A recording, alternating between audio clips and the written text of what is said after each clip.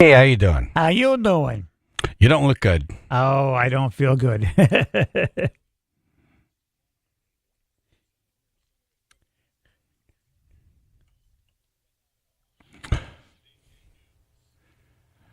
You look horrible. Thank you. I feel horrible. Yeah, never drink a large glass of ranch dressing. 24 ounces of ranch dressing yesterday in Stunter Stupid. Yep. I think people tried to stop you from I have doing not eaten anything since. I can't. I've heard you burp. I've heard your stomach grumble. Oh, yeah, all kinds of You weird look things going on. miserable. You didn't sleep a second last night. Nope. You came over the house yesterday to record the David Spade interview, and you were completely miserable and saying, I will never do anything that stupid again. That was the dumbest thing I ever did. AJ actually started saying, why don't we get someone younger to do these stunts? Like, I should be done with this now. Yeah, I think I'm hanging up my stunt shoes. Yeah, you want to hang up your stunt guns. Yep. Oh. It's not the mouse traps. It's not the bottle rockets. None of it's that. A bottle of ranch. A friggin' bottle of ranch, man. It will not go away. I have the taste in my mouth. I cannot get rid of it. I lay down. 24-hour-old ranch. Trying to lay down and like a freaking. All right, more on that later. Yes. Keyword moron. Yes. Yeah. Yes. You watch Monday Night Football? I don't even know where it is now. Is it still on ESPN? I on occasion I watch it. Probably have to pay for it. But where is it? Where's Monday Night Football? Where's Monday Night Football? Where's Monday Night Football? I think it's still on ESPN, right? Isn't that where Troy Aikman and Joe Buck went? I believe it is ESPN. Is it? I don't even know. Not 100% anymore. I can't keep track. It's football every night and different channels, and you got to pay this and pay that. Yep. You remember when you just paid one price for the NFL package? You got everything. He was there. The Atlanta Falcons had to come from behind to win in Philadelphia last night on Monday Night Football. Here's play-by-play of the Falcons' last-minute clutch drive, then the blown opportunity by the Eagles to win with little time remaining. Cousins looks right, has a man, touchdown, Drake London. And we are tied with the extra point to come for the lead with 34 seconds left. No problem. Hurts gets hit as he throws and intercepted. Picked up by Jesse Bates. The Atlanta Falcons are going to leave Philadelphia with a 1-point win. Final score, Atlanta 22, Philadelphia 21. Just like he said. Diddy was arrested on sex trafficking charges. Oops. He will be arraigned today in New York City, and the indictment will be unsealed and read. The question is, did he? He's got some problems. Yes, he does. He hid for a while, too. Yeah. He's got He some was problems. Legit on the lam. Yep. I'm kind of surprised this hasn't happened to more rock stars. You know what I mean? Yeah. Like, it's almost like they're in this bubble where they've been protected, you know? Yep. And anything goes.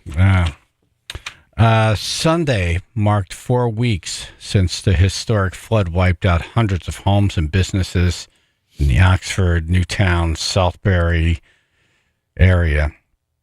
It took lives. Most roads are open now, and I know the cameras are gone, but the lives are still destroyed. Yeah. I was talking to Kathy, the chicken lady, yesterday. Oh, okay. And I'm going to go over there today to kind of look around. And I said, well, it'll probably look a lot better now. You know, it's been 3 weeks. I remember when we did the concert, the all-day music festival, people came into town for the first time. And they said, oh, my God, this is horrible. I said, you should have seen it 3 weeks ago. Seriously. It looked like a freaking bomb went off. We've cleaned up. Yeah. And she said, you know, to be honest with you, we haven't really done anything. We've had no help. Oh, the government won't come in. They won't touch any of this stuff. She's like, she's got like a million pounds of sand in her yard. This is the one that would have died had not the gazebo Create a berm. Stop everything. Yeah. Yeah. Yeah, her covered patio, I think she said, yeah. So I know we kind of all just went about our day, you know, but there's still a lot of people hurting. Yeah. Yeah, she didn't get water. She got the mudslide. She got a mudslide. Yeah.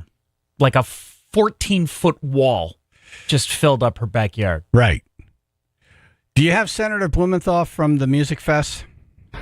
Hold on. If you want someone to sound WWF, you got to call in, really, this guy right here, Senator Blumenthal. Thank you all for being here today. Thanks to Chaz and AJ. How about a big round of applause for Chaz and AJ, the best in the whole country.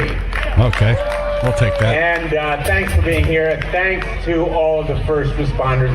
You know, I've been all around the state of Connecticut where flooding occurred. Oxford, Southbury, Seymour, Middlebury, Danbury. And it's been heartbreaking. Can I say while he's talking, there's a woman probably 40 feet away giving him intermittent middle fingers. It's like sign language. Yeah. I mean, he's used to it, and he comes into these districts that are, you know, not big fans of him. Yeah. And He does come in. I'm glad he came in. Yeah. Yeah. He doesn't stop showing up. No. No, there are people who didn't come. He doesn't stop showing up. He keeps coming out. Yes, he does. Inspiring to see the firefighters and police and first responders out there and the way the communities have come together as you're doing right now. Even though it's not the best weather in the world, better here than a lot of other places, and the sun is shining in your hearts, I know. Thanks, guys, for doing this today. Senator, we need you to shake that tree and get some money out of it for these people, all right? You gonna do it? We're going to get that money from FEMA, from the SBA, from all of the agencies, because when they have tornadoes in Oklahoma, when they have hurricanes in Florida, Yeah, right. when they have natural disasters around the country comes through for them. That's right. It has to come through for us now. Yes. And here's the other thing. I'm not letting him. He handed me the mic. He was ready to walk away. I'm like, oh, no. No. Come on. Since you're here. Shut. Go ahead. And here's the other thing. Some of these people who lost their houses, they should be let off of the hook for the mortgage, right? Anybody from the banks here? And by the way, what about the insurance companies? Insurance companies. You know, Was I that want rude? anyone. Does that sound familiar? Yeah. I know that, boo. Bow. All right. Are you sure she wasn't just watching Madam Web? Bow. What about the insurance? Sometimes you fell. Ah. All right. Insurance companies. You know, I want anyone here and anybody who knows anyone who had an insurance policy that was barred from flood insurance. That's the key. We're mounting a major effort to get money, even though there was no flood insurance, because the companies insured all kinds of other stuff.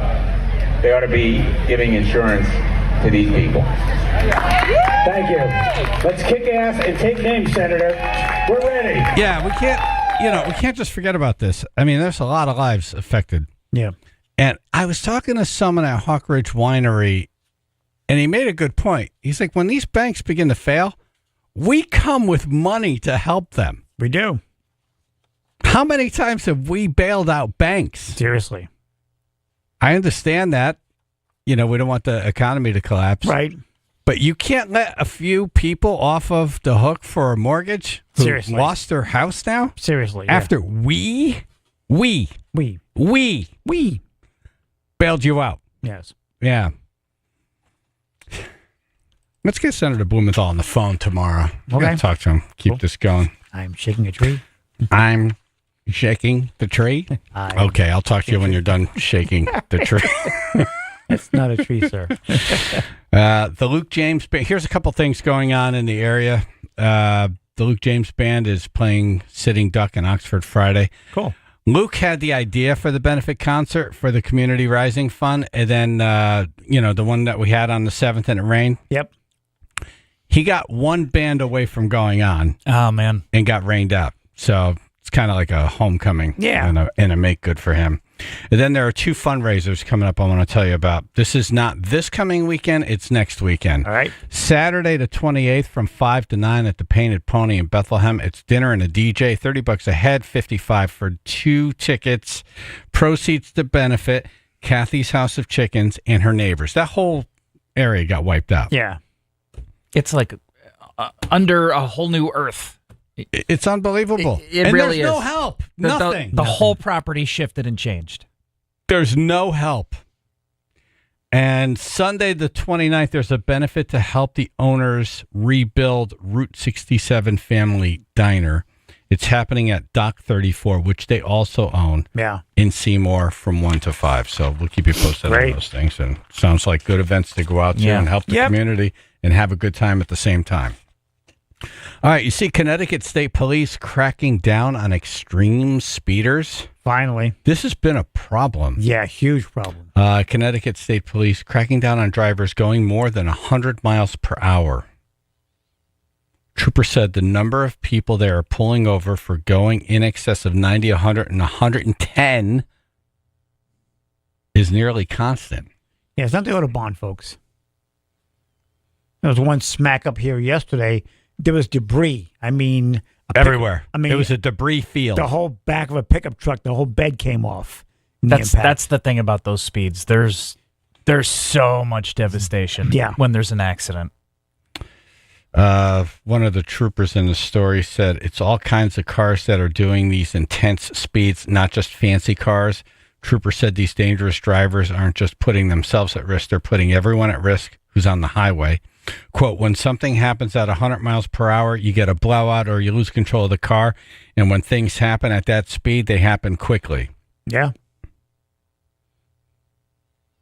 A trooper has been on the job for more than 30 years and has done 30 to 40,000 traffic stops. And he says the main problem is cars are getting faster and faster and the drivers are getting more dangerous.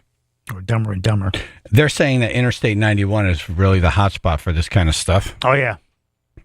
I always thought it was 691, but... So here are a couple of stories from the last week. I'll just read you the headlines. Okay. Farmington man drove motorcycle 124 miles per hour. Damn. Trying to get away from police on 84. Danbury man arrested for injuring construction worker on I-95. Man who goes by the name... Oh, wait. This guy's That's a different one? This guy's coming up. Right.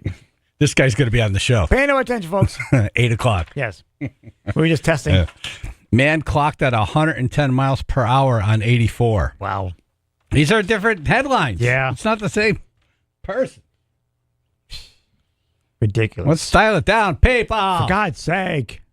We're not crazy people. Yeah, when you're doing 70, someone passes by like you're parked. Did you see they're doing the investigation into that doomed Titan sub? Yep. I can't believe that's still going on. The crushed beer can? I thought the same thing. I'm like, it took you. It's been a year. Yeah. What? It was a shoddy thing. It went down. It was controlled by a video game controller. Well, there's the other part of it. It took you a year to get to it, and really, how much is there to investigate? Not much. It was pieced together in someone's backyard, and then it blew up near the Titanic. Yep. Wow. Just like everyone told them it would. Yep. Right. Like if these are the materials you're building it out of, you're going to have problems of the worst kind. And they did. And they did. It looked like the Old Spice. Yeah. You know. Right. It looked like a whale tooth or something. Or that horn you hung when you're Italian. Hey, how you doing? Hey, how you doing? Hey. It The looked Titan, like half of a waterplane landing. the Titan began diving down from the Polar Prince off the coast of Canada around 9:20 a.m. local time on June 18th, 2023. The submersible and the ship traded a series of routine messages for the next 40 minutes. An issue arose just before 10 a.m.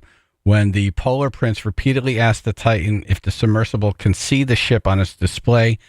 No answer, leading to more urgent messages. About 15 minutes later, the Titan responds, acknowledging that it is in communication with the Polar Prince and says, quote, I need better comms from you, to which the Titan responds, yes, and says it lost systems and chat settings. Oh, boy. Which, remember, I mean, the whole thing was controlled by a Game Boy. Yeah. You almost feel like at that point, we should just come back up and take a look. Or just come back up and leave. You know, people spend a lot of money on these things. I get it. The Jeez. Polar Prince asks again, status? Do you see Polar Prince on your display? And soon after, the Titan responds, yes, and all good here. Define good. That was at 10:15 a.m. 9 minutes after that, the Titan notifies the Polar Prince that they are southeast of the north bow, which officials think means the vessel was close to the Titanic wreckage. Minutes later, Polar Prince asks again if the Titan sees them on their display. Titan then asks the Polar Prince if they are also on the bow. Polar Prince says, making our way there. Your position jumps significantly each ping, which the ship repeats to the Titan at 10:36, only 11 minutes before losing contact with the submersible. At 10:47 a.m., at a depth of about 3,350 meters and a pressure of 4,900 pounds per square inch, the Titan messages that they, quote, dropped to WTS, end quote, referring to their weights. Yeah. That was it. That means we want uppies. That's what people think, but it means they kind of want to slow down. They're coming into the Titanic. They put the weights on to get through and down to the bottom. As they approach the bottom, they drop weights to slow down so they could go into cruising speed. Yeah, coming in hot. And that was it. Yep. Stupid. Well, at least they went fast. Yeah, hopefully. Yeah, you think they heard cracks? I think they may have heard. Or it was just like... I sincerely hope that they just didn't even feel or hear anything. Yeah. It's just like that's a terror you can't even fathom. Going into that thing is almost as dumb as drinking 24 ounces of ranch dressing. What idiot would do that?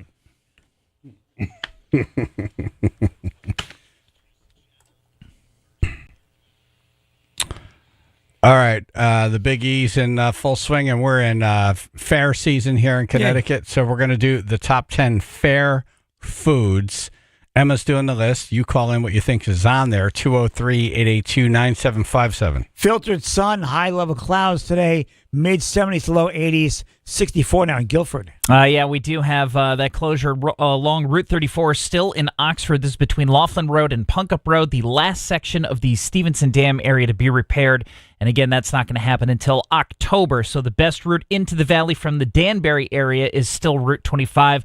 As AJ just mentioned, a little bit of patchy fog. Could have an advisory for fog this morning. So just a heads up, slow down if you can't see. And we've got some late running construction out of Norwalk, 95 northbound between exit 14 and 17. Looks like it's just slowing things down to about 30 minutes of delays right now. This traffic report brought to you by Mothers Against Drunk Driving. For victims of drunk and drug driving, your grief is unique, but you are not alone. You always have a place at MAD. Call the 24-hour victim helpline, 877-MAD-HELP, or visit mad.org. That's Chaz and AJ, Connecticut Lottery Traffic. Hey. Hey. The Stefano Brothers Concrete Coatings. Yo. I love my garage. Looks gorgeous. Saw it yesterday. Yeah. Still looks like the first It day looks I saw brand new. Yep. Yeah. Like, you ever use this? I was recently going through some pictures. I'm just cleaning up my pictures. Yeah. And I saw what my garage looked like before, and I really can't believe it. I really can't believe that. I can't believe it. Yeah. I had a picture of the new baby in the garage, Yeah. with the old floor. Uh-huh. I'm like, ick.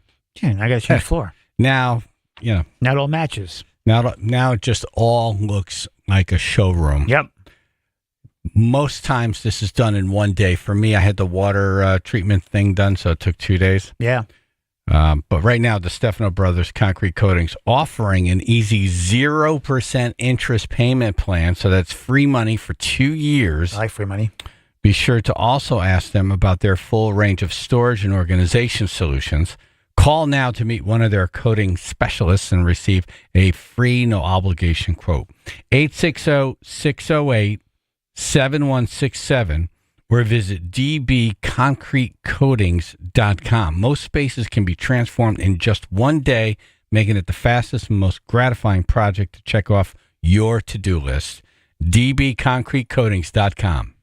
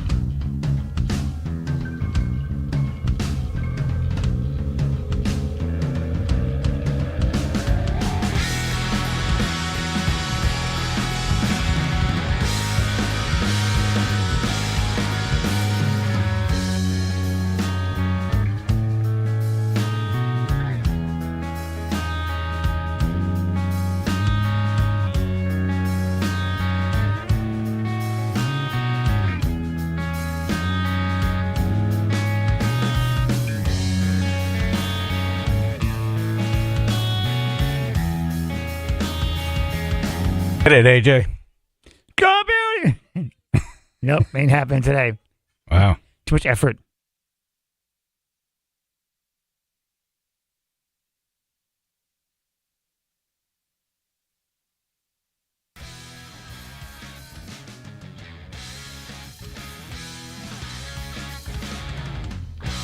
All right. We want to thank Andre for the idea and for the list.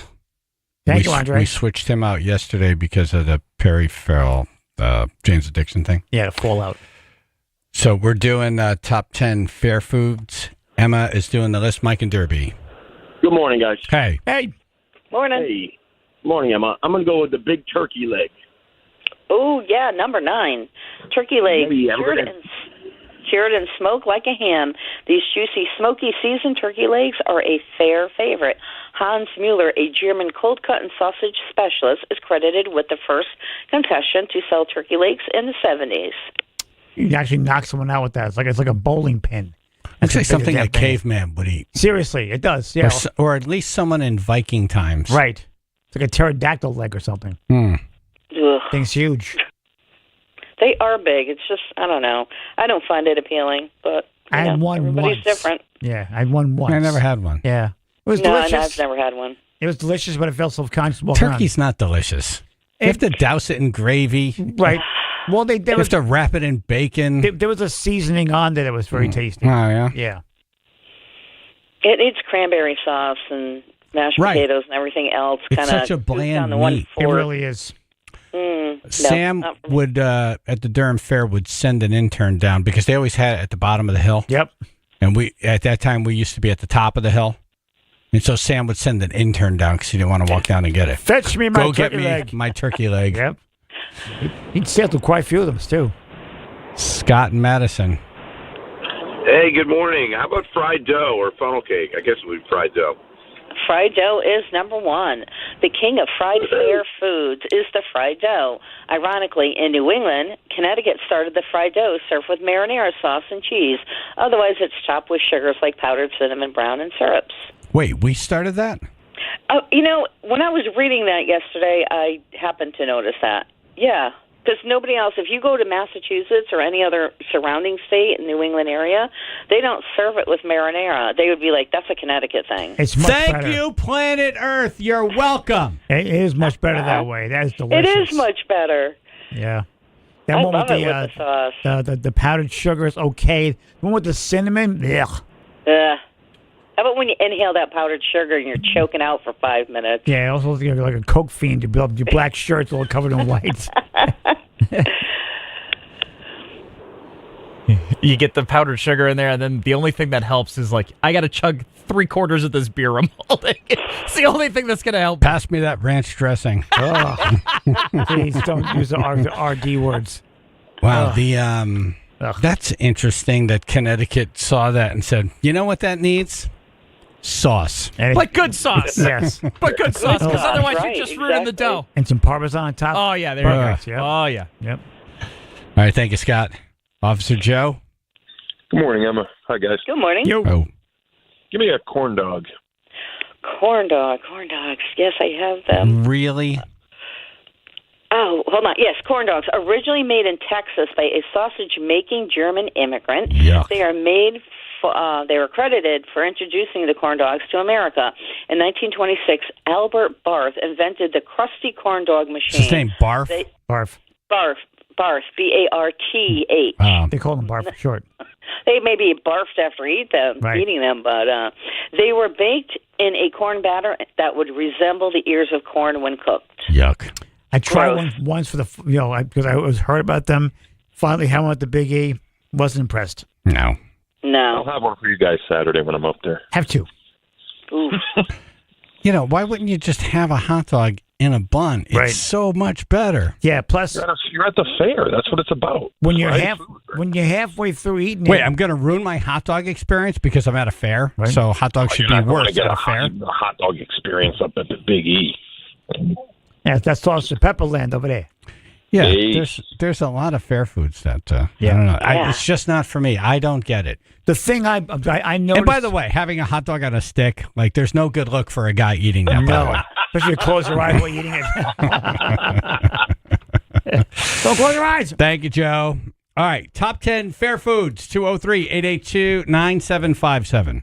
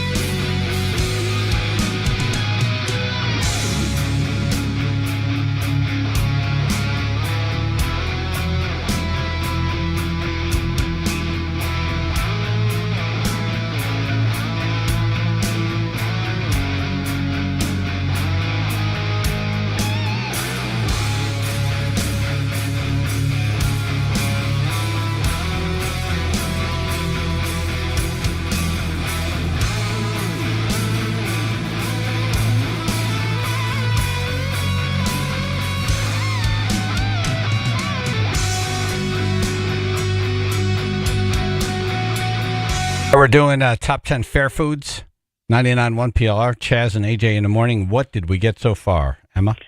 So far we have fried dough, corn dogs, and turkey legs. Nice. I'm full. No ranch dressing? Oh, God, don't say those words. Nope. Brain? Morning, ladies and gentlemen. How about like exotic things, fried butter and stuff like that, deep fried, Ugh. pickles? I think you have to be a little bit more specific. Yeah, I can hear your arteries clotting from here. Okay. How about baked potatoes? I do not have baked potatoes, sorry. That is good. All right. Durham Later. Fair. Enjoy touch live power lines or any power lines. He's a baked potato now. Oh. I think he's more of like fried pickle. He's a deep fried pickle. Oof, no. Fish nipples. Good morning, everybody. Good morning. Morning. I'm going to go with cotton candy. Number 5. Really? Yeah. Doesn't That's taste, carnival. it doesn't taste that like fair anything. Yeah. Do people eat that at Hey, fairs? what can I say? In 1897, dentist William Morrison invented cotton candy. Of course he did. Yeah, it's called job security. Yep. That's exactly what it is, job security. Him and along with candy maker John Watson. Watson designed a machine that heated the sugar in a spinning bowl which had several holes in it, and as the sugar melted, it came through the holes in a fibrous form. Yeah, it's sticky. It doesn't taste like anything. It smells great. It smells delicious until you actually have it. And you're like, I don't taste any of this. Yeah, then your fingers get all sticky Exactly. from eating it. You're like fly paper. No. Everything you touch. What? Everything you touch like fly paper after that. Anything you touch, someone's hammer. So you should eat. So that's how Spider-Man got that I'm guessing. ability to climb the wall? Yes. He had cotton candy. Cotton candy man. That web is actually cotton candy. I mean, the first little strand of cotton candy is good, and then, it's oh my God, I'm ODing on sugar. It's a project after that. The first bite, you're like, oh man, that's so good. The next one, you're like, oh, it's already too much sugar. Right. And then you're like, now I got to carry this thing around. Right. And try not to get my skin stained from like the blue dye or whatever they use. And then you're watching the parents freaking out because the kids were over sugared. Well, you bought it for them.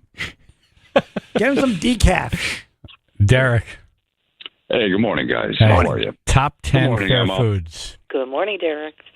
How are you? Okay, how about the apple fritters from Southington? No apple fritters today. Oh, wow. Well, you should get some. They're very good.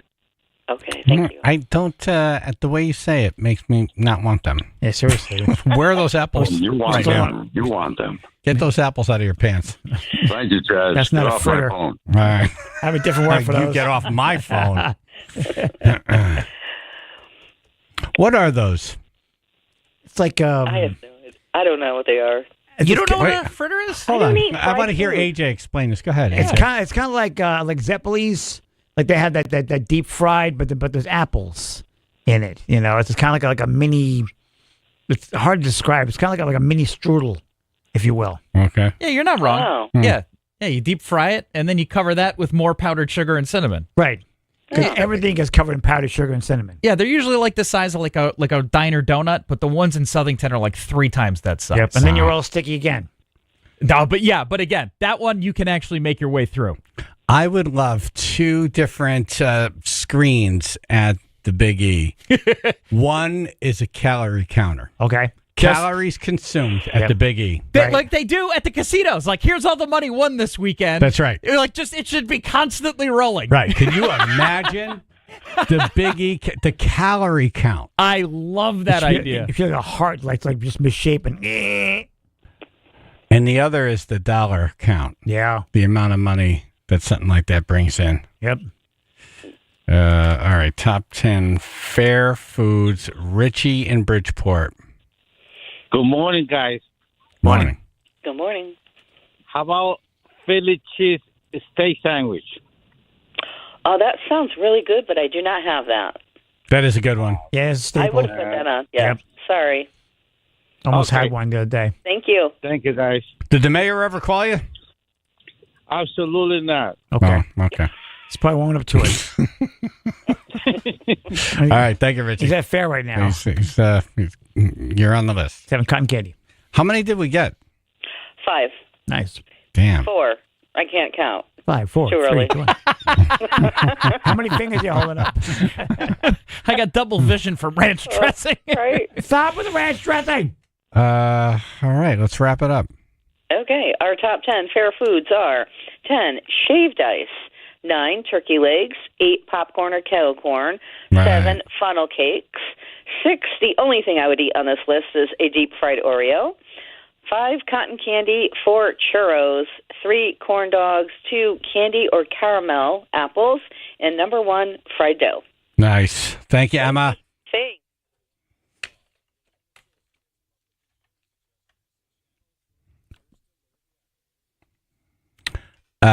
Got to talk to AJ about his ranch dressing problem.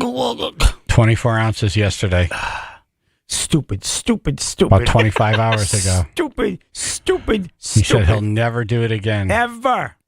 Even at gunpoint. Filtered sun, high-level clouds today, mid-70s, low 80s, 64 now North Haven. Yeah, in Oxford, we're still closed. Route 34, that's both directions between Laughlin Road and Punkup Road. That closure will be until next month, October, at the earliest before it's reopened. So Danbury into the valley, Route 25 will be your best option.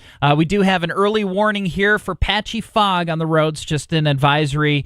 A few pockets of drizzle perhaps as well, so just use caution. Make sure you can see. Don't overdrive your headlights. We do have stop-and-go traffic also. 95 southbound right now. This is through Bridgeport, exit 26 to about Fairfield, exit 21 or so. We have about 40 minutes of delays already reported. This traffic report brought to you by ChumbaCasino.com. With over 100 online casino-style games, Chumba Casino is your go-to destination for nonstop entertainment. Play for fun and play for free at ChumbaCasino.com. No purchase necessary. VGW Group. Void where prohibited by law. See terms and conditions. 18+. That's your Chaz and AJ Connecticut Lottery traffic. Arts, TV, and appliance. Good people. Ruth's mom had her refrigerator go down over the weekend. Oh. I texted Andy and said, hey, incoming. He's like, bring it. Nice. He's like, just bring it. Whatever I can do. Come on. Yeah. Come on. And she's all set. She's getting her fridge today. I believe it's being delivered today. Nice. Yeah. Nice. Got to buy some ice cream for it. So when did it go down? Saturday? Sunday? Saturday? It's been getting worse and worse, and so she went and officially decided to, died over the weekend. Officially, right. Yes, on Saturday. Well, this is the thing with this guy. I mean, he's ready for you. Oh, yeah. When emergency strikes. Loves it. Also, when you're just looking for appliances, this is the guy to go to. He's partnered with all of these smaller mom and pop dealerships, and they've created this buying power that's greater than the big box stores. Excellent. So you get the best price, but you also get the best service. This kind of service, you don't get this. It's unheard of elsewhere. You know what I get to when I go to the big box stores? I get people that they see me and they could tell I have a question, and they're like, they scatter. There's 4 or 5 of them talking, then they see me and they're like, someone's got a question, run! Like roaches with lights. Wah! Yeah, no, it's the opposite. Yes. We treat it like family. They come to you. We just got our dishwasher. Our dishwasher died, and he was like, when do you need one? Nice. We sent him the models. He sent us the price. He said, we're going to install it. Boom, done. Boom. So no charge for delivery, no charge for extra hoses or any of the other stuff. Nope. This is where they get you on the way out. It's all inclusive. The other places. ArtsTVOnline.com. Also, when you mention my name, they give you $25 off. Ooh. Okay, and Arts is hiring sales, delivery, people, and drivers. Nice. So call the store, ask for Andy. ArtsTVOnline.com, ArtsTVOnline.com.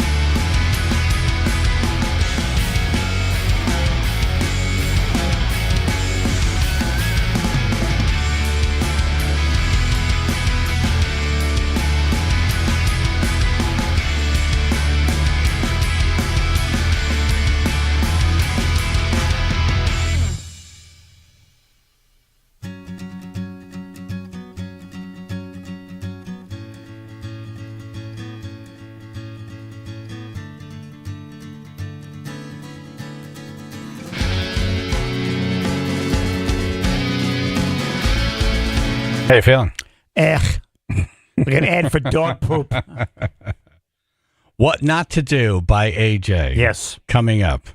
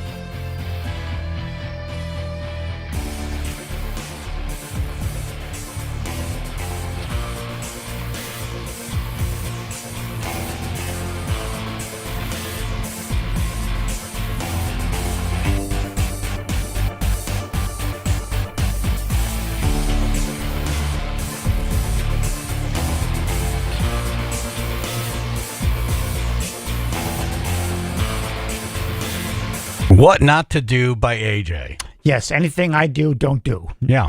Yeah. Do the opposite of him. Exactly right. 99.1 PLR, Chaz and AJ in the morning. What happened? What happened? First of all, if you see a challenge that's out there, don't say, I could do that too. The ranch dressing challenge. 24 ounces.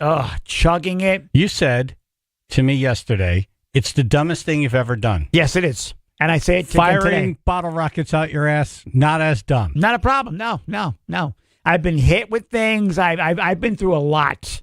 I've been damaged quite a bit. This was by far the worst thing I ever did. Wow. Because it will not go away. I have not eaten since 2 days ago. What if that's just like it formed and hardened like cement in your stomach? I don't know, because my stomach's all weird right now. Like it's like all kind of distended and pushed and like forward in one area. I couldn't sleep. Every time I laid down, acid reflux was coming up. When do you come in here and say, I had a great night's sleep? I at least get some sleep. I got nothing. Like nothing. Like zero. Zero. I'm zero. Not 1 second. Nope. Flipped over this way. Nope. Acid reflux. Flip it this way. I feel full. Flip over this way. I got heartburn. Flip over this way. My God. I went from my bed to my office futon, back to my bed, office futon, the floor. At one point, I was going to go. The floor. At one point, I was going to go. That's when you know it's bad. At one point, I was going to go on my truck and recline the seats and see if I can sleep in the truck. Just to try a different angle. I was desperate. I watched every hour go by, every single time. Kept on checking them up. 15 minutes went by. It's horrible. The taste is in my mouth. That's the worst. That's the worst. And that's so much. It's not so much the ranch dressing, but whatever oil they used in it. Is what I'm tasting the most. That was the first ingredient that you read It was like 3 different oils back to back. And it's in my mouth. It's in my throat. I brushed my teeth. It's still there. Every burp, there it is. And, You're burping a lot, by the way. Yeah, I'm not sorry. the best studio to be in right now. I am so sorry. I thought about going in the monkey cage of Ruth coming here because right now I'm not very pleasant. There were a couple. Is it coming out all ends? There was a couple of southerly breezes earlier that would probably take the paint off the walls. Oh. Yeah, pretty bad. And then when I first got here, I actually threw up 3 times in the men's room. Really? Yeah, I cannot. I can't shake this.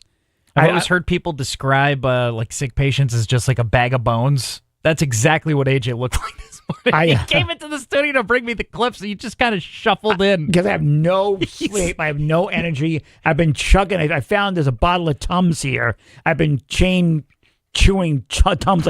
I have a bottle of Tums right now. How do you know that that's not adding to this? I don't know. The antacid? I just remember my dad had heartburn. He'd eat Tums all the time. And there was Tums here. At this point, I'll take a fire hose, whatever it takes to get this out of me. Really? Yeah, how do you get this out of you? Start with a vegetable. Like just put a vegetable in there. The thing is, I don't have any room, any appetite. You got to put something I am in. not hungry at all. Can you put your fingers down your throat?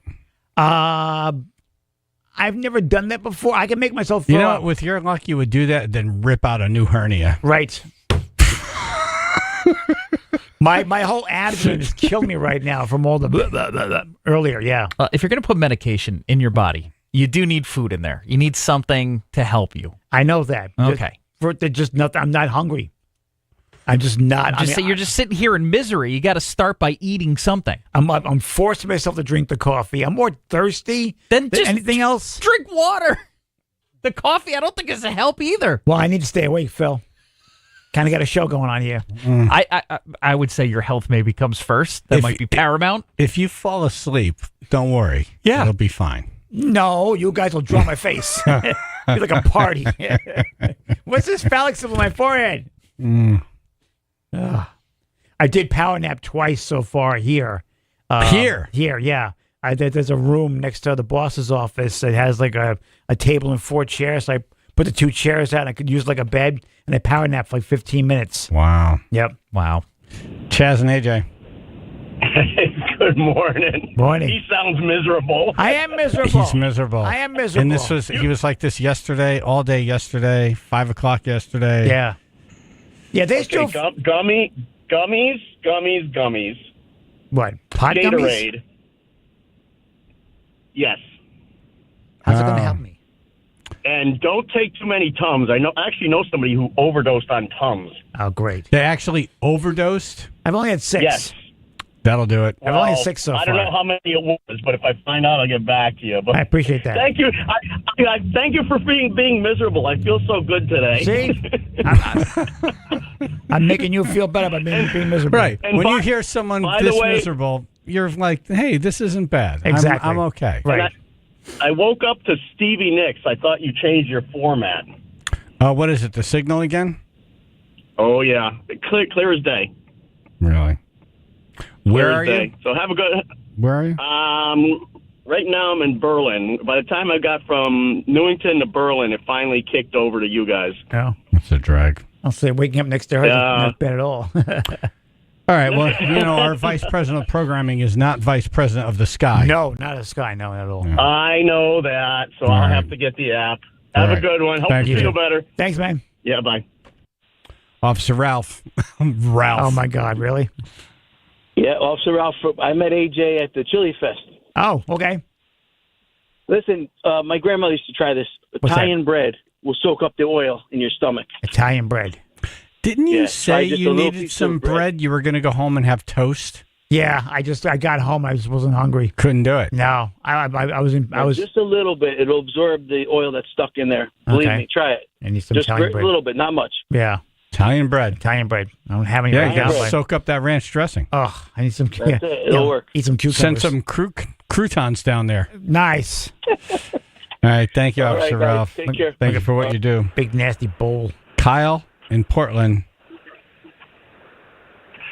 Hello, Chaz and AJ. Hello, Kyle. Caller, lifelong fan. Thank you. It's actually the first time I've called any radio station, period. I would like to suggest, you know what? I'm just going to get into the nitty-gritty here. The biggest bottle of prune juice you can find, and whichever seat is closest to the men's room, and plan on a return visit, and, I don't know, maybe play some rerun tapes while it's going on. Man, wow. There's really no way around this other than just give your men's room the atom bomb, man. Suck it up and just look forward to the relief when it's over. I wouldn't mind a bombing raid right now. Can we get some X-Line? Thank you.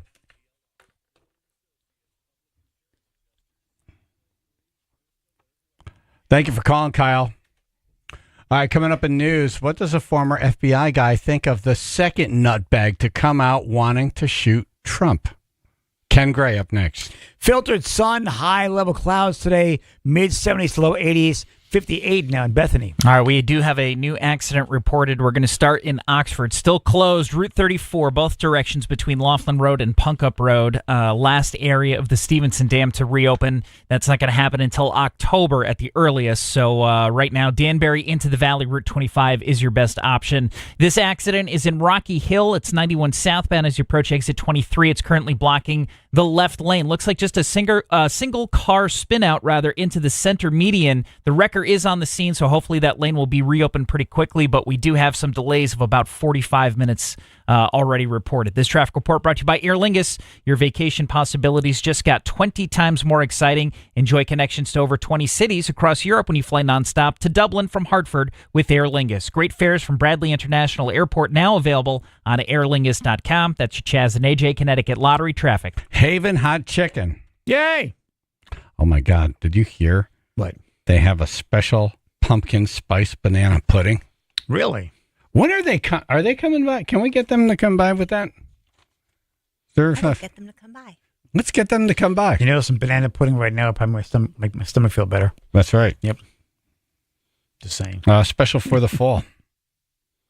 Pumpkin spice banana pudding. They're also giving away a lunch for an office that will be delivered Monday the 23rd. Enter to win online at WPLR.com. Nice. Wow, wouldn't you be the hero? Seriously.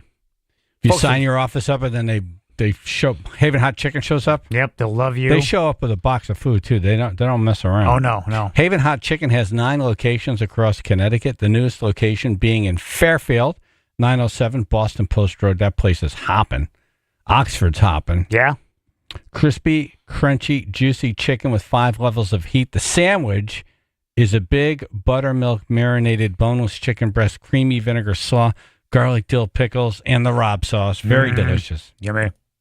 You got the tendies, you got the mac and cheese, and the banana pudding, and now pumpkin spice banana pudding. Ooh. They're open every day for everyone. Eat better chicken at Haven Hot Chicken, winner of Guy Fieri and the Food Network's Best Bite in Town. Go to havenhotchicken.com for a location near you.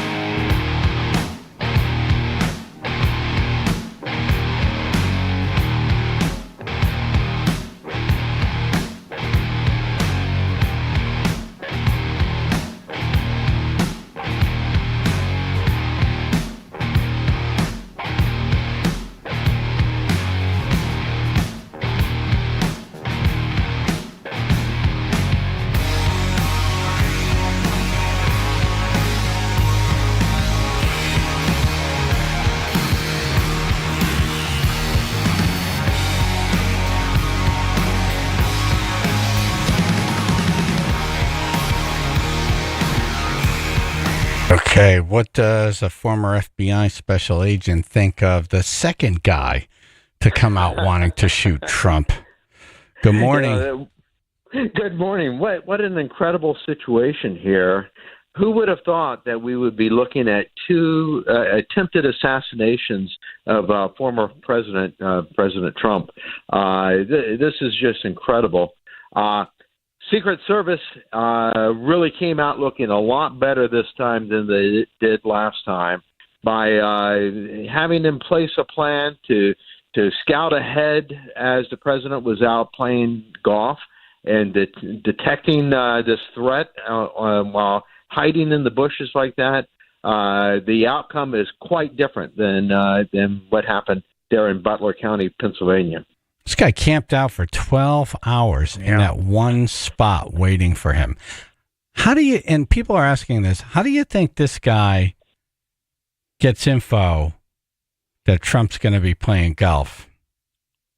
So I think you've just put your finger on the biggest questions that I have in this case, is that President Trump, this was not a scheduled event. This is not something that was being planned for weeks or months.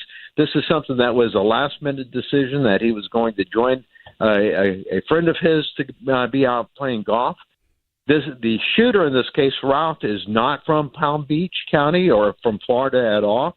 He has residence in Hawaii and is previously from North Carolina. And so he made it a point to be there in Palm Beach on that particular day to set up to take a shot at former President Trump. That shows to me that he had inside information. He had information that the president was going to be there, because you don't just go set up somewhere in the hopes that maybe your target's going to show up. He was there planning this out. He was there waiting there, and he had gone in 12 hours ahead of time, so he would, in the middle of the night, so he would not be detected getting into position. Who investigates this now? The Secret Service, the FBI, the CIA? No, it's the FBI. FBI is lead federal agency for assassinations, attempted assassinations, for assaults on federal officers. FBI is the lead federal agency in this case. You notice the charges that have been brought against Roth so far is felon in possession of a weapon, and which carries a 15-year penalty, and the weapon had an obliterated serial number. That's another potential 5 years. So he's looking at 20 years at a maximum for these two charges, if those are the only charges. But there may be additional federal charges with this attempted assassination. What do you think the additional charges would be? I mean, trying to kill a former, potentially trying to kill a former president sounds like a felony. That's a biggie. It does sound like a felony charge. I was looking it up yesterday, and looking at Title 18, there is the assassination and attempted assassination of the current president and the president-elect and vice president-elect. I don't see the same charges applying to former presidents, but I'm not a lawyer, so I'm not sure exactly what additional charges he might be charged with, but I'm sure that they're going to come up with additional charges. What do you think of this? I mean, you're former FBI now, so you could talk a little bit more freely. Here's my take on it, is that Secret Service has this huge task of protecting presidents, vice presidents, former presidents, and designated protectees, which would be, visiting, like when Netanyahu came into the country, foreign dignitary, he gets protection also. And so they've got, with all the living ex-presidents and the living ex-vice presidents, Secret Service is stretched way too thin. Additionally, they have all their legacy duties. They're responsible for investigating counterfeiting, financial crimes, credit card crimes. They have taken on the task of cyber investigations for financial crimes. They're doing training of police departments for cyber investigations, for how to go about processing computers. And they are the lead federal agency for national special security events, NSSEs. Those are those events like the Super Bowl, like the Olympics. that require big-time coordination for security. So Secret Service has too many jobs that they are responsible for the personnel that they have. I think they should lose all their legacy duties and focus only on the protection aspect. That's the agent side. Over on the uniform Secret Service side, again, they should be focused on protection of those locations they need to have presence at, and doing those jobs to guarantee that those locations are safe. What do you think of the CIA being former FBI? Are you guys like clowns and mimes? We're in charge here. Clowns and mimes don't get along. Right. This is our jurisdiction. Yeah. So the CIA responsibilities are external to the United States. The FBI's responsibilities are, for the most part, internal to the United States. When 9/11 happened, 9/11 happened in part because the CIA refused to provide information to the FBI against about 2 of the hijackers who came into the country. They wanted to try to recruit them to become sources on Al-Qaeda, and so they allowed those guys to come in and stay under their true names and did not tell the FBI about them. And that is why we have a Department of Homeland Security, was that failure with the agency and the Bureau sharing information about that threat. Since then, the Bureau and the agency have broken down those barriers. The Bureau has people embedded in the CIA. The CIA has their case officers embedded in the FBI. But nonetheless, DHS, the Department of Homeland Security, was created because of that lack of communication and the failure to share that type of information of an external threat being carried out here inside the United States. But despite that, the agency's responsibilities are external to the United States. They do have a presence in the country, but they are primarily focused outside the country. The FBI is primarily focused inside the country. They do have responsibilities for investigating crimes against U.S. citizens abroad and crimes against things like the embassies So you don't, around the world. Ken, you don't think there's anything weird here? It just seems weird. Yeah. And I'm not saying one side or the other. Right. I'm just saying, here's a president that's been hated by the establishment since day one. His job one was to gut the CIA middle management. Yeah. He wanted agents to be able to, people on the ground to be able to talk to and make decisions quickly on the battlefield. And we saw during his administration recordings of him, President Trump, having conversations with world leaders being released. We've not seen that in the last 3.5 years. Yeah. And now there's 2 attempts on his life where the shooters got very close. You don't think any of this? I don't. Can you see how someone might think that there's something weird here? Right. After the justice system has come at him every different way? Put it that way, yeah. Absolutely. The claim that the deep state is against President Trump is out there, and that the deep state has their own long-term interest in maintaining power. Yes, I hear that, and I can see that argument being made. But that being said, you don't have to rely upon grand conspiracies for something that could be just as easily ascribed to bureaucratic incompetence. Right. It may very well be that, in the first case, the Secret Service dropped the ball in not having a person up on top of the roof of the AGR there, and denying crooks the ability to get onto that location and take a shot at the president. That was incompetence. That was not deep state. This particular case here and this attempt on... No, but how that kid knew that he could just walk right through that place with a gun. Like, I would never even think that in my wildest dreams that I could get anywhere near a presidential event with a gun. Seriously. Like, it would never even occur to me to try it. Ever. I would think I wouldn't get past the local cops. Right.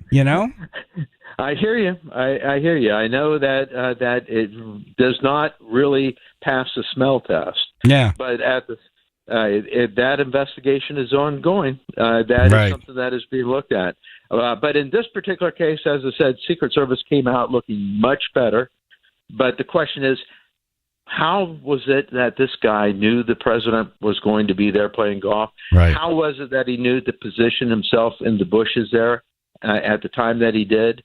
It was fortuitous circumstances that their sweeping ahead detected this guy. The type of rifle he had he gone on to the sixth hole, he would have been in the range of that rifle with the scope. And they could have taken a shot before he even got down to the end, down at the green on the sixth hole, where it would have been an easy chip shot for him. Did you see, Ken, that he had two backpacks? One had food in it, the other had ceramic tile? I think the ceramic tile was placed in there as a ballistic cover. That is, rifle rounds are stopped by ballistic plates. And I think that was his makeshift ballistic cover. Okay, so he was going to probably put that on his back as he ran from the scene, or just be hiding behind it. While he was taking the shot. That's what I think, but that's just my guess. I don't know that for a fact. Yeah. He clanked the other way around. Yeah, right. Yeah. All right. Well, Ken, always great to hear from you. Thanks for coming on, and appreciate your service to the country. Yes. Anytime. Ken Gray, former FBI, now senior lecturer, Criminal Justice Department, University of New Haven.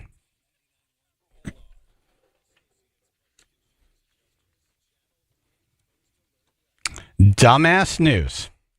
The worst thing someone could do to your car. I just think you have to destroy the car after this happens to it. Filtered sun, got some high-level clouds today, mid-70s, low 80s, 61 now in Cheshire.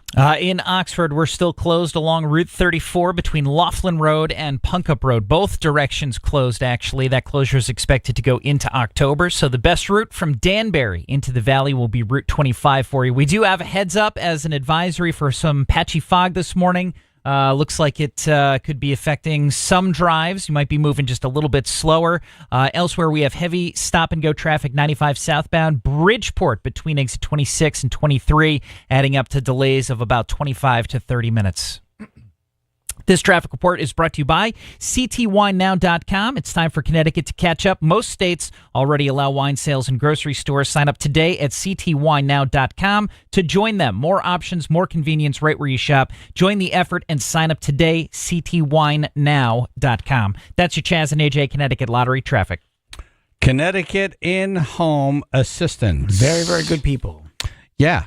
Visit cthomecare.com. Set up a free awareness meeting. Learn what home care services are and learn what options are available. Yeah. And mow. Exactly. Mow. Mow. Lots of different reasons why you would want to have these people in your atmosphere. Yeah. One is you're going to have surgery and be down for the count, or someone's going to in the house is going to have surgery and you can't just be there to help them get to the bathroom and help them make meals, and everyone's still got to work. And here you go. This is what they do. They come in, they do their thing, then they leave. Yep. The other is you have an elderly parent who, or parents who, just there's some things now they can't do anymore. And you don't want to get that phone call like, okay, they were behind the wheel and not good. Yeah. That's when we took the keys from my dad. Yeah. He sideswiped the car on his way into the trade paint into the house. Yeah. Yeah. It was like, okay, we're good. Be ready with cthomecare.com for services you may need now or in the future. Hourly care, shift care, live-in care, no contracts, no commitment. I love it. You're not happy? Yeah. You walk. Bye. Yeah. cthomecare.com. That's cthomecare.com.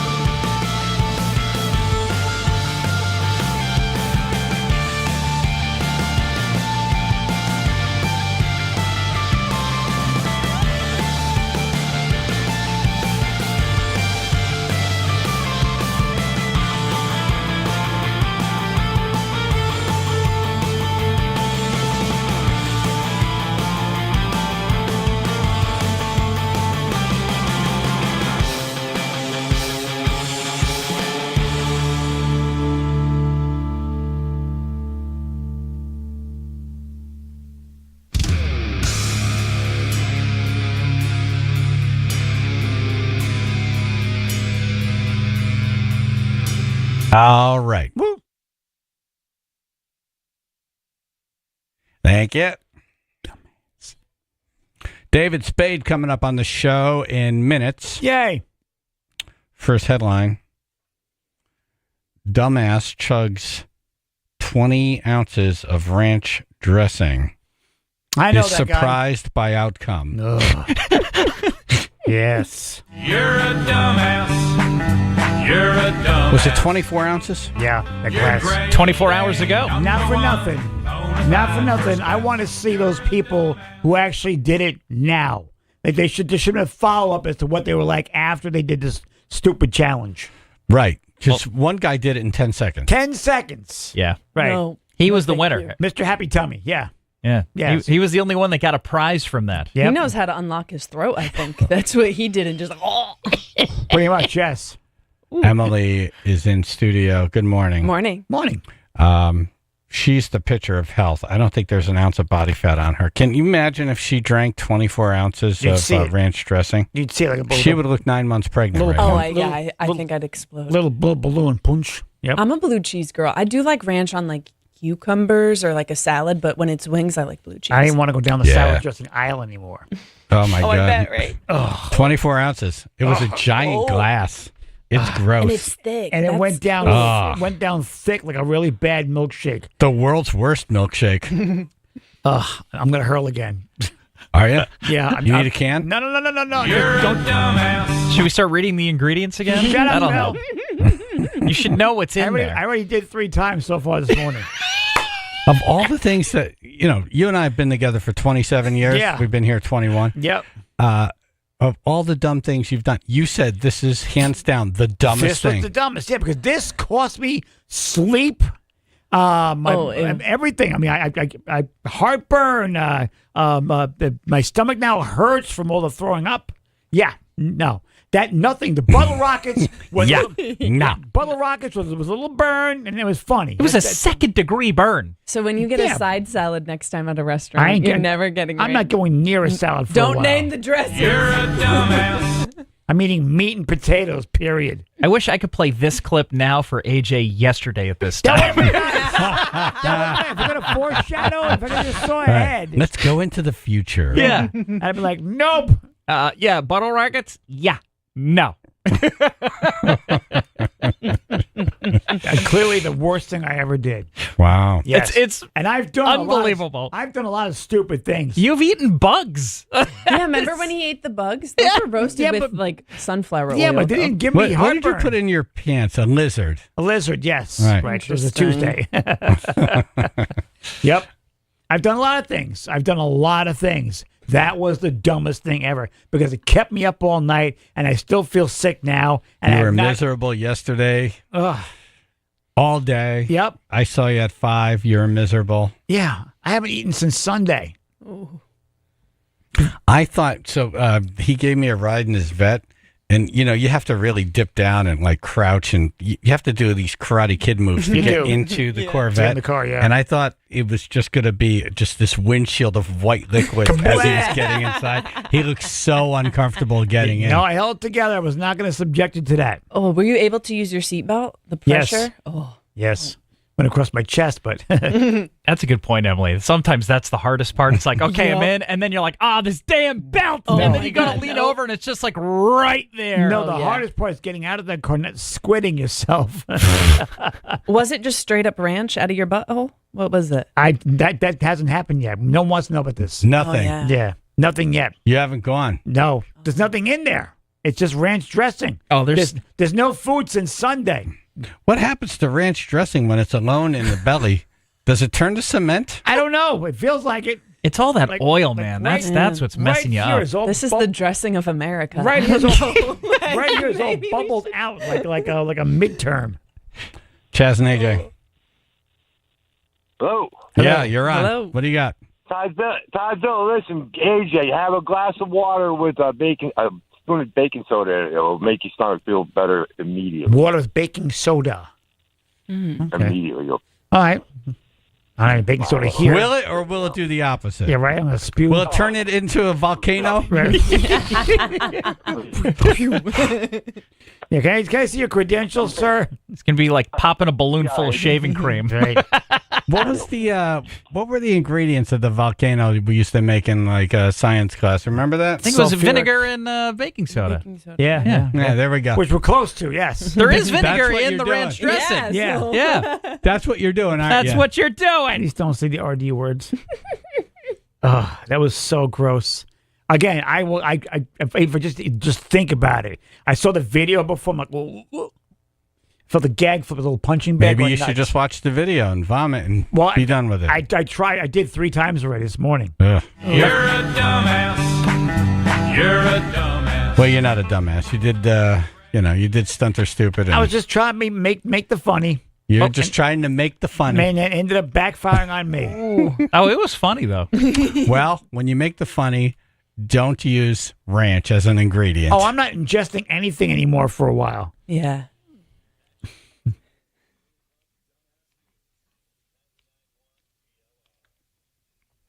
All right, David Spade coming to Hartford. He's coming up next on the show.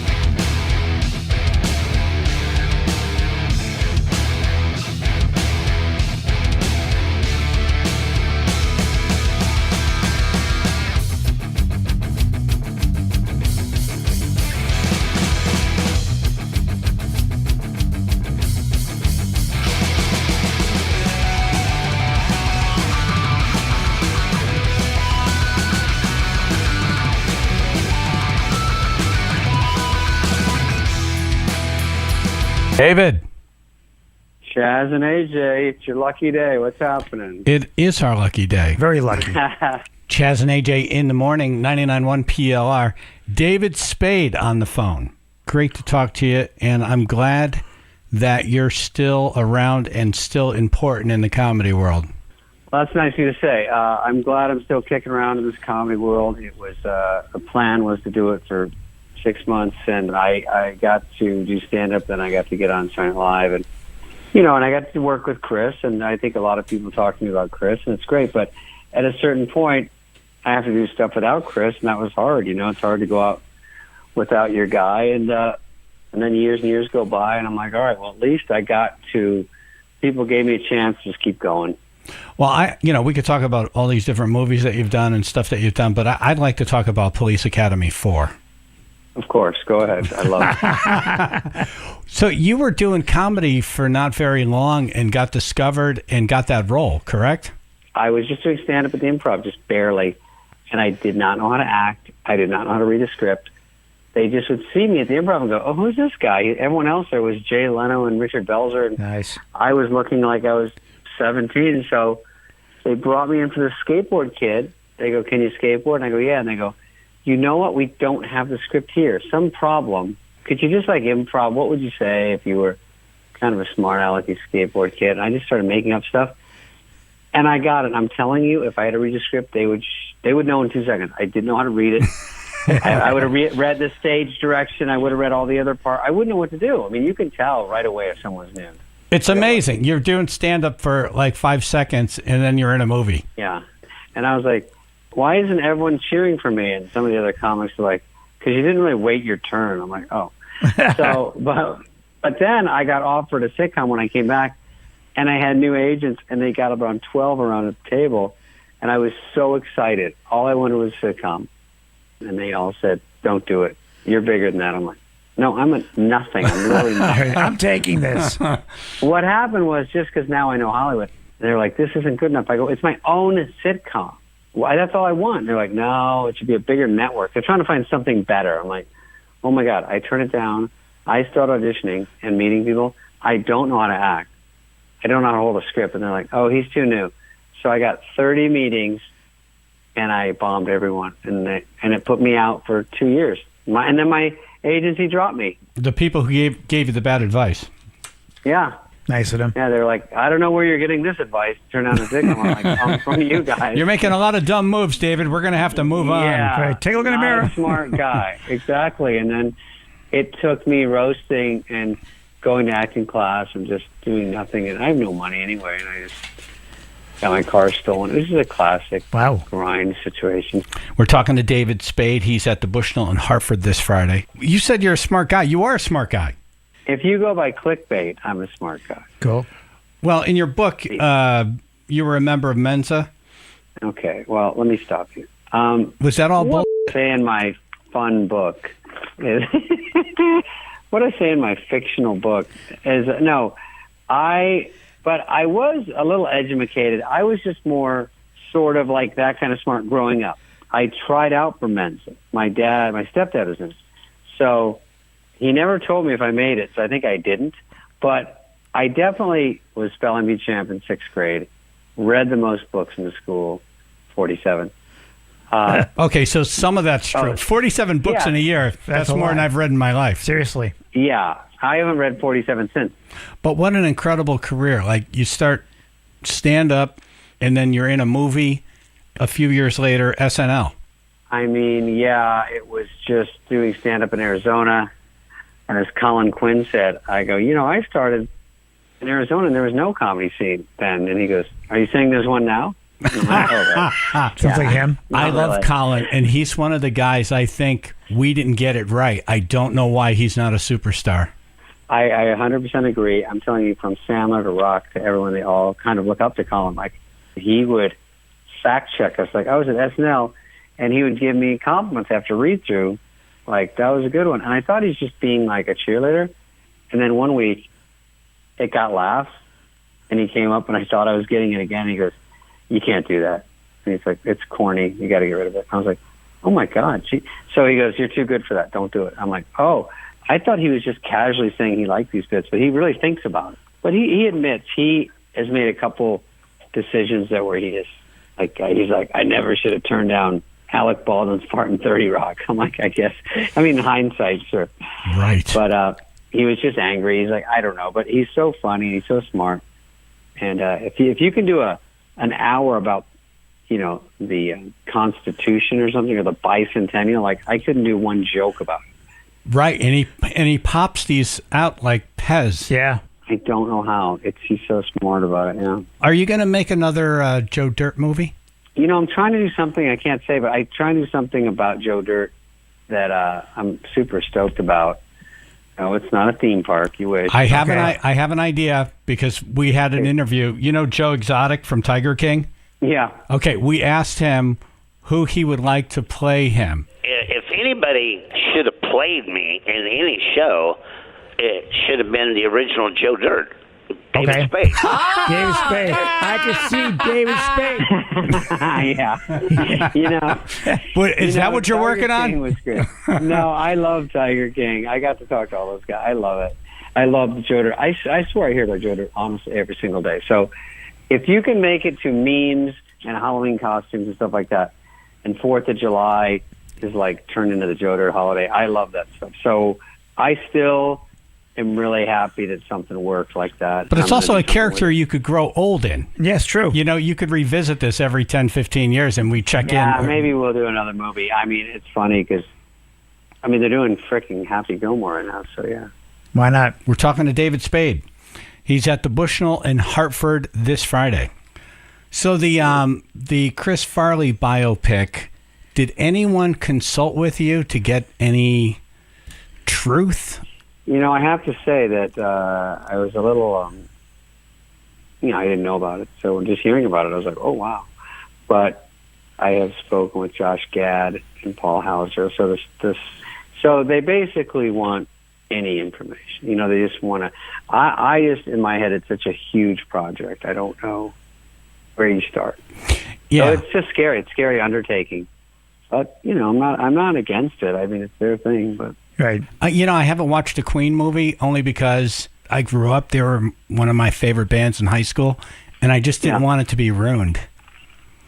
Yeah, I think the Queen movie, as we're going to call it. Are you making a drink right now? Oh, you mean Rhapsody? You can hear that? Yeah. Yep. What are you doing? I just stood up. My God, what's happening? Oh, are you? It sounded like you were making a drink. And then I was shaking some gum out until I got called out by the police. It's like, stop shaking the gum. So far away from the phone. You're like, what are you doing? There's someone at your door. I'm like, wait, why? So anyway, knocking. I just hope it's a good movie. It probably will be, Well, we're looking forward to you coming to the Bushnell in Hartford this Friday.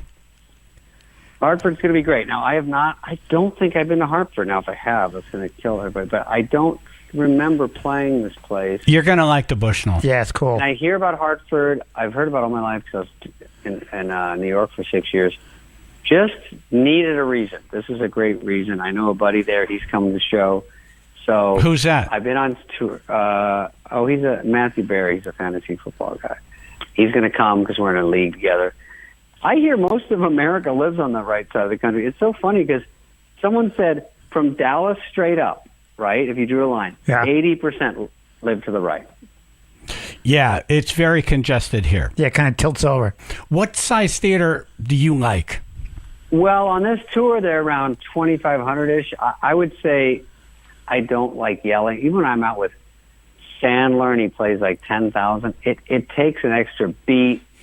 Some jokes I pull. There's people walking the aisles. There's over here. There's talking. There's phones lit up. And if you stop for 1 second, they're yelling Joe Dirt. They're just yelling something. You told a joke. I don't. It's probably just a throwaway for you, but it's fun. I still laugh every day when I see a UPS truck. You're like, I want to get a UPS truck just so I could park everywhere. One of my first jokes ever, my first 5 minutes, I think I did it on Carson, was I got a new car. It's not really new. It's an old UPS truck. I got it so I can park wherever I want. That's it. Yep. It still works. That's stuck in my head, and now anytime I see a UPS truck with the flashers on, I think of that joke, and it's been many years. I wait for you to emerge. You know, is David in there? Maybe switch it to Amazon. Keep that thing a little more alive. Right. Well, thanks for coming on with us. I know you got a show tonight. I appreciate you. And I also, another thing I appreciate about you is how generous you are. You make a lot of donations. You don't grandstand to do them, but you do them. I appreciate. Got to give and get back, and just if you get a little extra, let's go, because I got what I want. So now I got to get out there, and there's so much going on out there with things that are troubling that you need to help out on. So if I can, I do. Nice. And the Fly on the Wall podcast, awesome. Yeah, that's fun, man. That's fun with Dana, and we do a video one now where we just screw off, and it's very fun to have video. You know, we didn't have it on Fly on the Wall. You know. Well, awesome. Thanks, guys. We will see you Friday at the Bushnell in Hartford. Yeah, I hope you like it. Yeah, I can't wait, man. All right, thank you, brother. Thanks, man.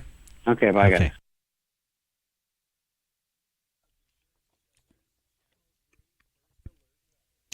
Got some filtered sun today, high-level clouds, mid-70s, low 80s, 63 now in New Haven.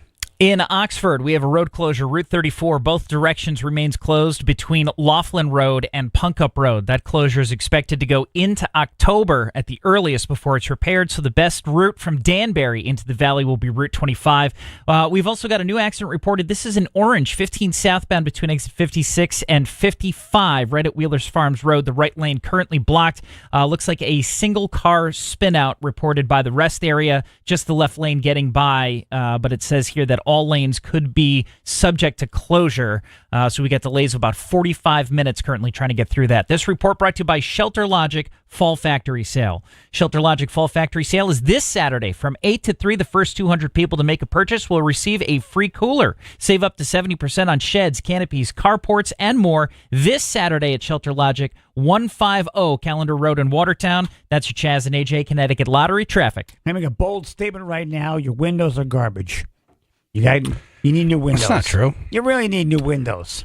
Most old houses. Yes. Exactly, right. But if you bought a brand new house, right, you're probably okay. But you know what, though? Get the best windows, Window Nation. And the cool thing is you buy 2 windows, get 2 windows free, plus pay nothing, no interest for 2 full years. Did you know that most of your home's cold AC this summer went through your old windows? Your old inefficient windows are costing you hundreds of dollars a year in energy bills. Now, with the nicer weather here, it's a great time to replace those windows. Perfect time for them to do that. With energy efficient ones from Window Nation are truly window experts. Their professional installation teams have over 10 years of experience, and they can install your new windows in 1 day or less. Utility bills and the price of fuel will not go down. It's only going to go up. No, exactly right. That's why it's so important to know you buy 2 windows, get 2 windows free, pay nothing, no interest for 2 full years. No interest. No interest. So get a free, no obligation quote right now. Call 866-90-NATION or visit windownation.com. Windownation.com. Tell them that Chaz and AJ sent you.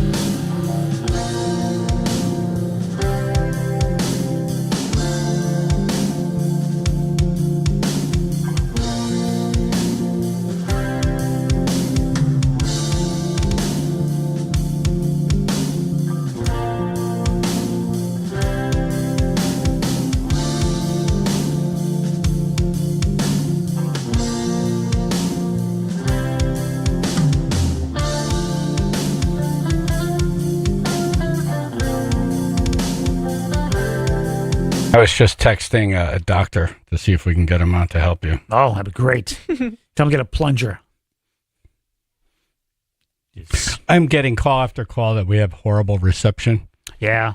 And I got one disturbing out of Durham and Wallingford. So it's like that's our area. Our main area. That's our turf. Exactly. Hey, our turf. Over here. Just got a text, hey, Chaz, reception is still lousy in West Hartford and Wethersfield. Huh. All right. I will call the VP of the sky. Yes. Who is the VP of the sky? Would that be Jesus Christ? Well, because God would be the president of the sky. Right. He's the spirit in the sky. Right. Right. Who's Who the would IT be guy? the VP? We need the IT guy of the sky. The guy actually fixes things. Okay, well, I was just texting with the doctor to see if we could That'd be awesome. straighten out your situation here. I would love all the help you can possibly give me. Yes. I think a vegetable would be a good start. Yeah, some fiber. Some nutrients and fiber. That's the thing. We all have ideas. Yes. But we don't know which one's the right one. Exactly. It's like pulling the wires on a bomb. Yeah. Yes. Like, Which one do you do cut? the blue? Do you cut the red? Right. Yeah, I pulled an Italian grandma. I was like, drink some chamomile. It doesn't hurt. She did. The hand thing. The chest What are thing. you drinking now? Right now, I'm drinking. Ruth gave me some sparkly water. It's rosé, That's going to increase the gas, I think. and it's Right. cold That's the and thing. I don't think you should do anything until you talk to someone who knows what they're doing. I'm gonna put that down now. Chaz and AJ. Hey, what's up, man? It's Ken in Oxford. How's everybody? Hey, Ken. We're all good except for AJ. That's true. Yeah, Yeah, I He's got a backed up. boo-boo in my AJ. belly.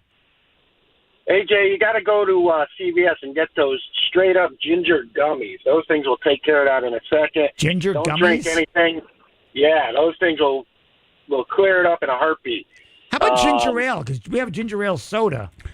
Hold on. that- Let's do this because they've done. They used to do this in the old days in plays and stuff. What's that? Is there a doctor in the house? I'm a doctor. Is there an actual doctor listening right now, Yes. like a professional? Because I'm texting doctors. I could tell one has the phone off. Or like a registered nurse. They're good too. APRN, somebody. Yes.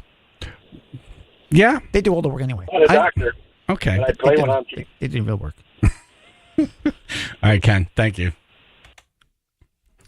Yeah, I nice. just think you could do all different things and then hear that you weren't supposed to do any of those. They were Right. just going to make it worse, like this gassy water. I'm gonna not touch anything. Nothing here. No. Right. The coffee sits over there. The, Do nothing The rosé water until over we here. hear from a professional. Right. Nothing. So someone call soon. What were those calls? More people who can't hear us? Yeah. Yeah. This is fantastic. Yeah, way to I help. told them to get the app and yell at the VP of the sky. Right. I love that. I got a message. Yeah, get the app. When are you guys on? I'm like, we're on now, dummy. When are you guys on? There's a lot of that. There's Yeah. a lot of comments. Yes. No help but comments. All right. Any doctors listening? Are there any doctors listening underneath the tower in Hamden that can actually hear the broadcast? Right under the tower. Right. That And one little, call us. yes, that little circle right there. Right.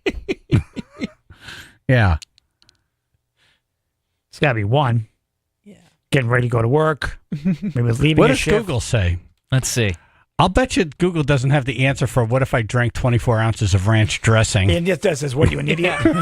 TikTok might have like a vlog of someone going over what they did to recover. Is there like an AI thing we can ask right now? Ooh, that'd it's be supposed to nice. be the smart thing of the planet. Right. AO. I'm gonna look for oil, like too much oil, because I think that's the base really that's But bothering we don't know. you. We don't know, but It could be the cream. I'm gonna. It could, Just well, say it was butter. creamy It was stuff. Just try too much ranch Buttermilk. dressing. See what happens. Buttermilk? Yeah. Chaz and AJ. Hey, you still there? Yes. Hello. Hi. Hello.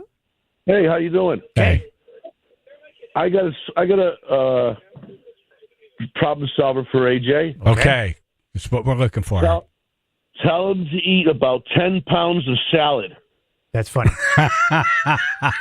Jerry the painter texted that. You already had the dressing. Yep. Now just have the salad. I know. Yes, I was going to have This carrots. salad, it'll help him push the dressing and get it through his system. Right. I'll be a salad shooter later. Any croutons or no? right. Yeah. Right. Exactly. How about the cheese? Like a little spinach cheese. That's what I think you should just eat a bunch of They're like croutons. they're like scrubbing bubbles through the intestines. Nice. Yes. Scrubbing bubbles. What I need, yes. There's the fiber. Yeah. And what are you a doctor of?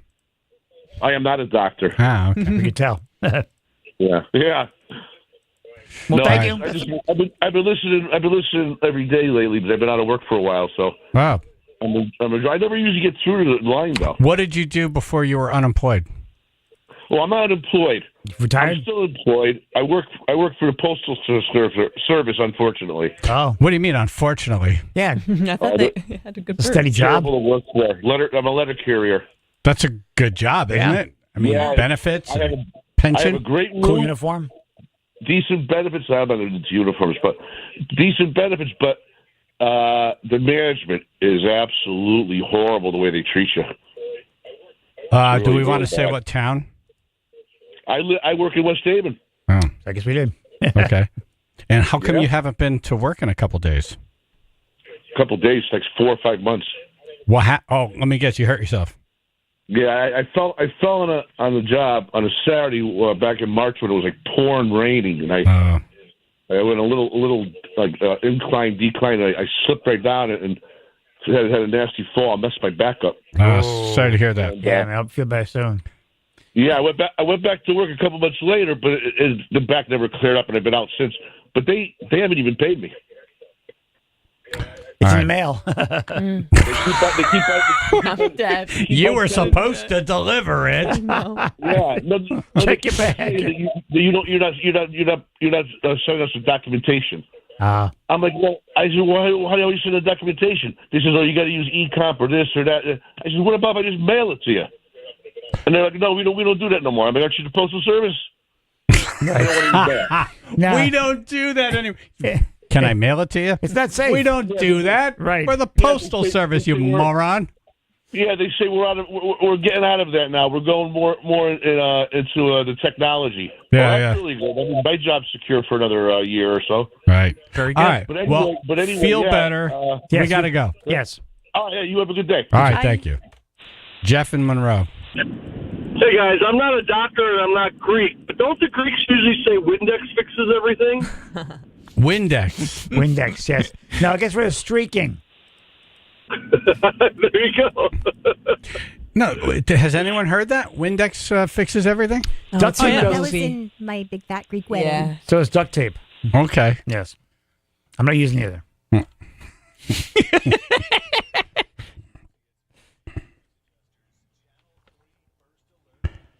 Okay, we got no help. None. That was like 8 minutes. We know about his back, though. That guy's back. Right. Okay, coming up in news, he was arrested for allegedly threatening a bank teller. But he's up next to tell us it was all a misunderstanding. Filtered sunshine, high level clouds today, mid 70s, low 80s, 61 now in Wallingford. All right, Route 34 through Oxford still closed, both directions between Laughlin Road and Punkup Road. That closure will go into October. Earliest, they expect to get that repaired or replaced. So if you're coming from the Danbury area into the valley, Route 25 is your best option. Still dealing with this accident in Orange. It's blocking the right lane 15 southbound between 56 and 55 at Wheelers Farms Road. Just a single car spin out by the Orange Rest area. The left lane is getting by, but we've got some heavy delays adding up to about 30 to 35 minutes. This traffic report is brought to you by ctwinenow.com. It's time for Connecticut to catch up. Most states already allow wine sales in grocery stores. Sign up today at ctwinenow.com to join them. More options, more convenience. Right where you shop. Join the effort and sign up today. ctwinenow.com. That's your Chaz and AJ Connecticut Lottery traffic. Car Beauty! Car Beauty! Jonathan Car Beauty and Company Realtors. Yes. I just had a friend, one of our people that we speak for, reach out to me and said, hey, man, I'm going to open up a location in this area here, and I need someone to help me. I'm like, oh, I got your guy.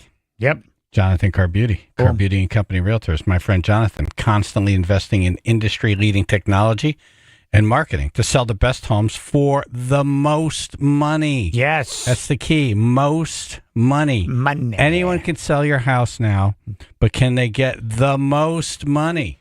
You want that. Yeah, no, you have to work. You do. You have to do a little work. It's more than just like, here's a piece of paper, sign this, I'll put a sign out here, and good luck. Right. No, I don't think so. No, we got to do some work over We're here. all over it. That's right. That's right. And happy birthday to Jonathan and Peter. Yes.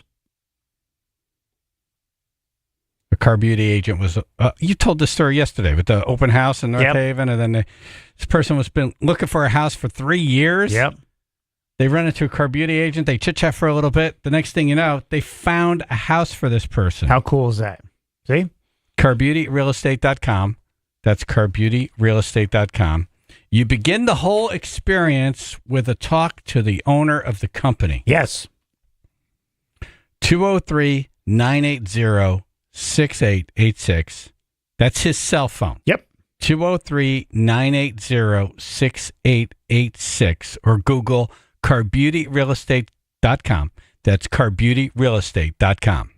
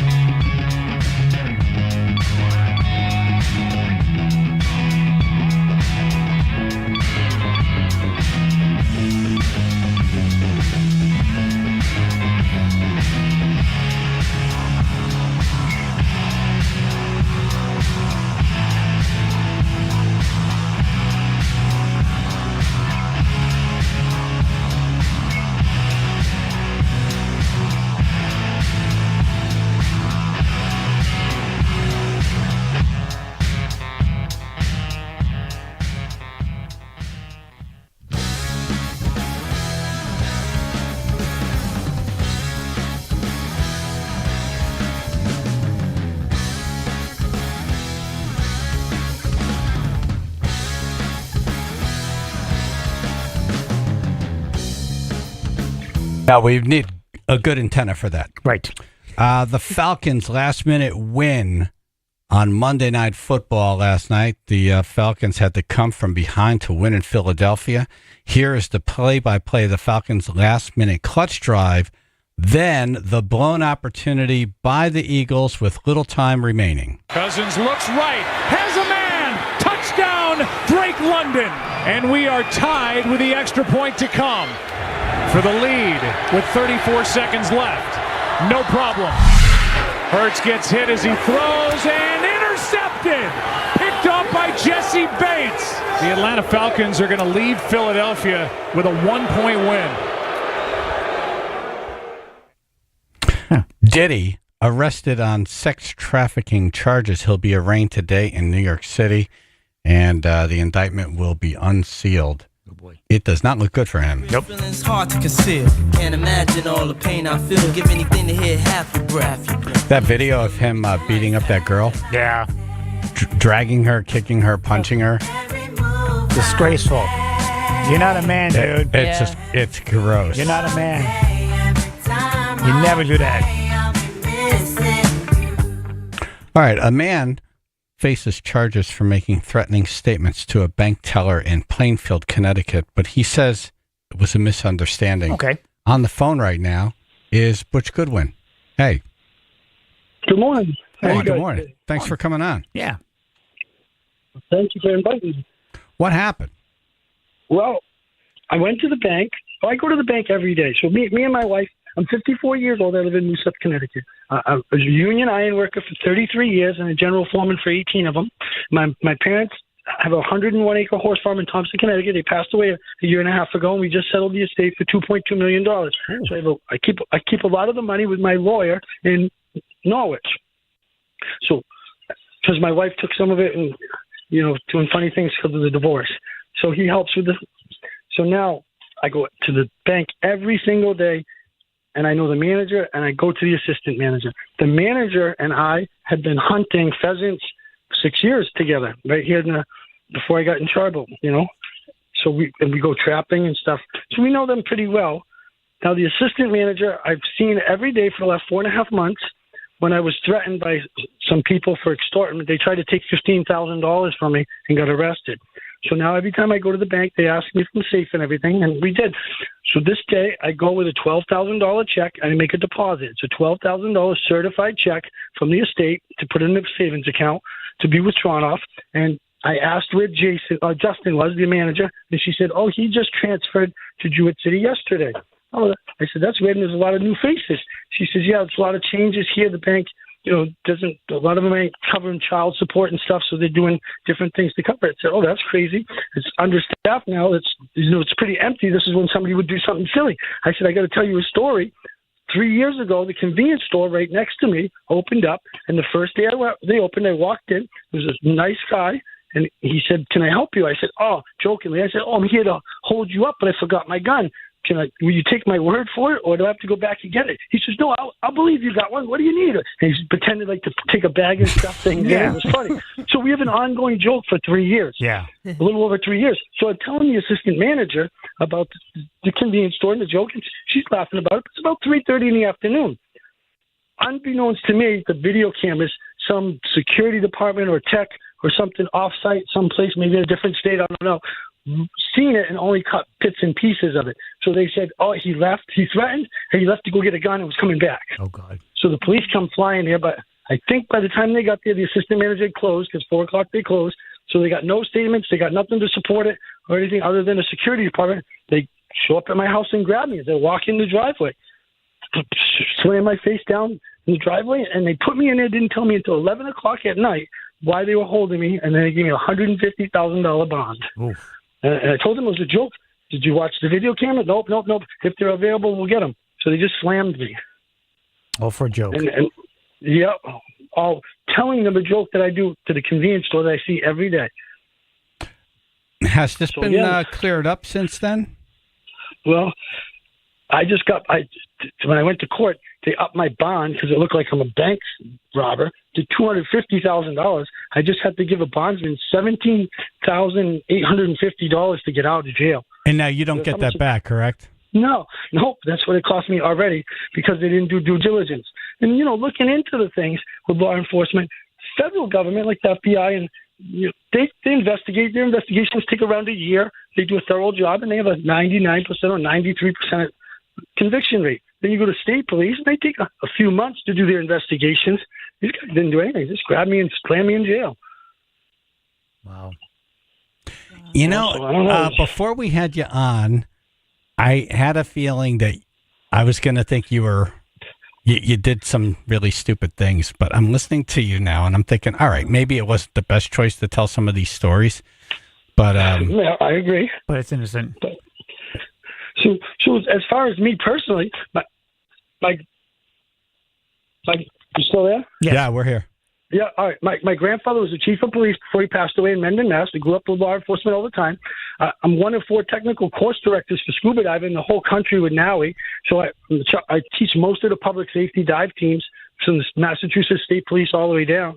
I wrote the public safety ice diving program for scuba. I'd always get along with law enforcement. I bought liquor at B's Liquor in Brooklyn a year and a half ago for $280,000. Then I went to the Big Y. When I got to the Big Y, I realized that the money hadn't come out of my account. I drove right back to B's Liquor and gave him the $280. So Nice. I don't steal a nickel. Butch, let's go back to why did you tell the story about the convenience store fake robbery? Well, because she's like a friend now. I see her every day for four months, except on Sunday, And she why did you decide to tell the story right then? Oh, because it was just me, her, and the other teller there. It was like empty and stuff. You don't do that with a bank full of people. Right. Then it would seem weird, Yeah. But it was more of I see her every day for 4 months. It was only the 3 of us. The other manager had already left. And it was like, it was like personal. It wasn't like, she was like more like a friend than a busy bank. So if they have the cameras and they have the audio from the cameras, it's going to back up everything you're saying. 100%. So the story says Goodwin was reported to have made several threatening statements to the teller. According to witnesses, he made statements about the bank's staffing levels and his perceived ability to conduct a robbery if he wanted. Yeah, no, you may twist it like that. Ironically enough, I just told you about the people who tried to blackmail me and kidnap me for $15,000 at the same bank. Yeah. Someone tried to kidnap you? I missed that part, sorry. Yeah, and some young girl, they took us to the bank, and I wrote a help note to this assistant manager for help. She called the Plainfield Police. They had all kinds of units. They did a great job. Apprehended them in the parking lot. 2 hours they spent at the bank, shut it right down, and interviewed everybody, and did a really nice job, But not now. I mean, now I'm on the side of the hook. When was that? Well, 5 weeks before this. Wow. 2 months before this. That's why I go there every day, And ironically, that same day that I was the blackmail thing, when I left, when they done their investigation or their interview at the property on scene, they gave me a ride to the station. When they gave me a ride to the station, they asked me to do a statement. While I was doing the statement at the station, I was with narcotics officer, Mr. Conway, and I got a text from a gentleman, a younger city gentleman who hadn't been the best of his luck and was looking to change his ways. He got jammed up as a kid and ended up having to sell drugs to support himself, and his 3 kids, because $8 job at stuffing groceries wasn't cutting it, he said, but he always wanted to change. So he sent me a text asking me if I could help him switch his career and if I had a place to live. He had a place to live. I'm going through a divorce. I got a 3-bedroom house empty. So I was sitting right with Plainfield narcotics officer in the police station, Mr. Conway. When we got the text, he looked at it at the same time. He says he could be dangerous. I said he could need a chance, and they agreed we were going to get him in the union. He hadn't sold any drugs out of the house, anything. He was changing his ways. He was doing research. He was reading his books, and then they pull up on my lawn at 4 a.m. And I'm in the paper for a big drug dealer. I've never sold a drug in my life. How many times have you been arrested or falsely arrested in the last couple of years? By the Plainfield Police? 3, just by the Plainfield Police. Do you think they got it wrong every time? Well, I'm a technical course director for NAUI and scuba diving, okay? Yeah. And in 2014, I had a guy named Nate Garrett come down from Vermont. He wanted to take a scuba class. I mean, he was a scuba diving for years, wanted to become an instructor. So he took a dive master class, and he took an assistant instructor class, then he took an instructor class, and all through the summer, he probably dropped $18,000 at the dive shop that we had. And now it's the fall, and he wanted to take a specialty instructor class, and he didn't have much money. At that time, I was married to my first wife. I was the chairman of the ski committee at Wallen Lake Rod and Gun. How many wives have you had? 2. 2, okay. Going on 2, all right? So, and I had 53 guns, all sporting shotguns for trap shooting, skeet shooting, pheasant ducks. Okay, well, you have a farm, you're a sportsman. Yeah. That all makes sense. Right. Yep, so now, also with the farm, they teach young girls how to ride. So we had this girl, Robin Peters, who started riding at my parents' farm since she was 10 years old. Now, I taught scuba at Inland Divers, and the gentleman passed away. Their kids didn't want to keep the dive shop, and I had a little money. How does this have anything to do with what's been happening recently? Because this is how it all changed my life. I took $73,000 out of my savings. I bought the scuba shop from the estate. I moved it closer to my house, and I hired this girl, Robin Peters, to open it up from 2 to 8. Robin's like a little sister. Nate Garrett in the fall asked Robin, do you think he would swap some large capacity feeding devices, clips, because he has all those guns for a specialty class? She said, his birthday's in November. I'll just take care of it. But I'll do it and surprise him. January, we found $26,000 missing. We had to fire Robin, and she got disgruntled, and I got charged. Those feeding devices got moved from Whitensville, Mass, to my house in Douglas. Now, are you saying she planted them in your house? Well, yes. She had a key to it. She moved them. It was a funny thing.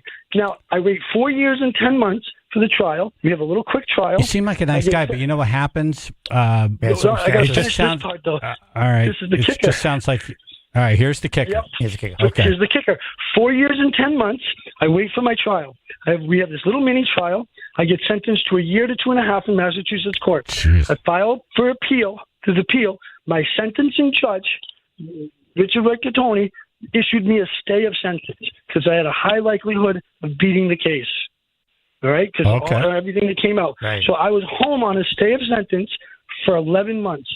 Then my lawyer calls me and says, Mr. Goodwin, Mr. Judge is going to retire soon. She's going to retire. In the unlikely event you don't win your appeal, you'll have to go back to prison. Why don't we petition him to remove the stay and put you directly on parole? So you'll never have to go back to the cell. Great. So I had to do 9 months at home anyway. It's COVID. 9 months at home and report to parole. So we did that. I had no issues with Connecticut parole at all. I had 100 days left, and I was all done with the whole parole, all time served in case I didn't win my appeal. And my wife we getting a divorce. I almost want to put you in jail because the story's so long. No, I know. She's an abusive alcoholic. We've done counseling, everything.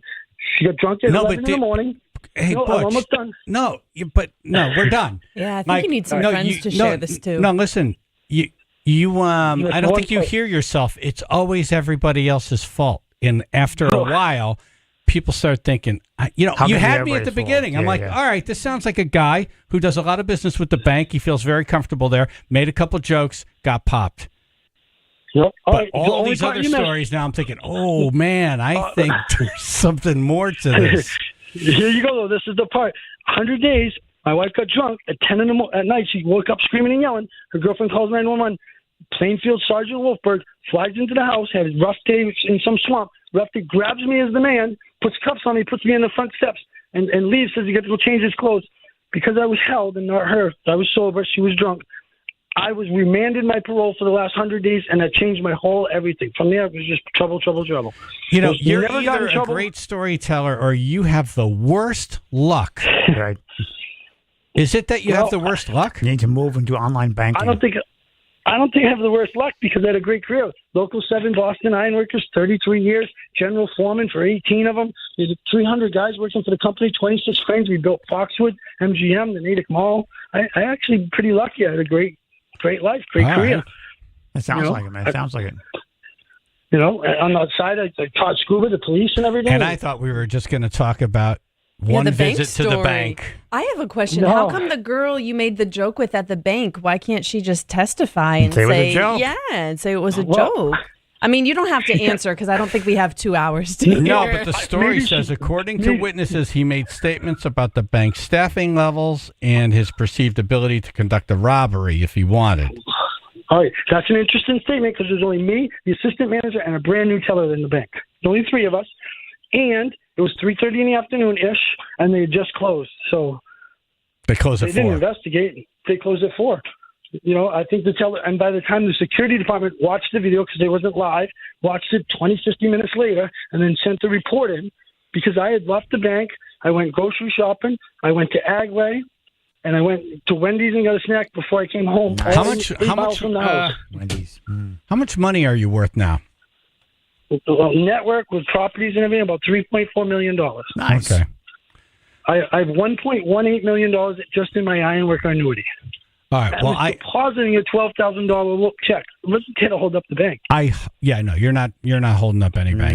No. You may have said some dumb things in the bank.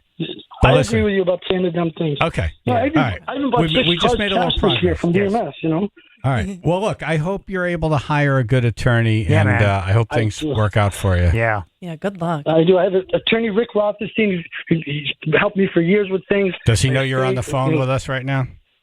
No. Okay. Yeah. We will.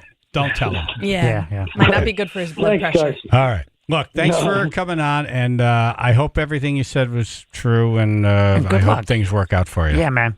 Yep. Thank you guys, too, and thank you for reaching out. All right, Butch.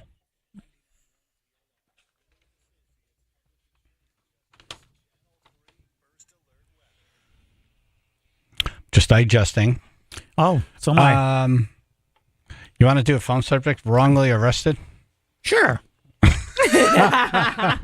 Wrongly accused, All right. arrested. All right. Right. 203-882-9757. Filtered sunshine, high level clouds today, mid 70s to low 80s, 62 now in Brantford. Yeah, Route 34 still closed in Oxford. Both directions closed between Laughlin Road and Punkup Road, kind of the last area of the Stevenson Dam to be repaired. That's not going to happen until October. So if you're coming in from Danbury to the Valley, Route 25 is going to be your best option. That earlier accident has cleared 15 southbound through Orange. We do have some residual delays of about 20 minutes, but everything is reopened. Once again, had an earlier one-car incident by the rest area.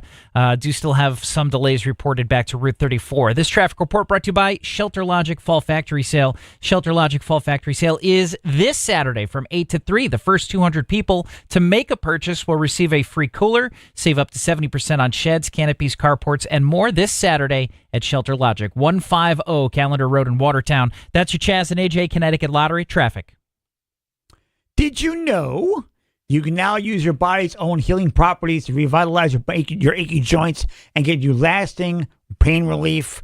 We're talking about advanced regenerative medicine at QC Kinetics. Now, if you're tired of arthritic pain, your knees, hips, back, or shoulder, this is something you need to check out.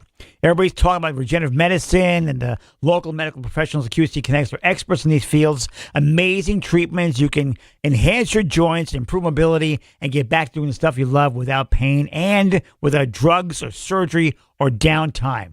Under the leadership of Medical Director Dr. Mitchell Scheinkup, QC Kinetics is the nation's leader. It's an exciting breakthrough using cellular therapies. They've got tens of thousands of satisfied patients, and the consultation is totally free. So call now. Take action and get lasting joint pain relief with the help of QC Kinetics. 860-440-PAIN. 860-440-PAIN. Avon, New Haven, and Glastonbury. 860-440-PAIN.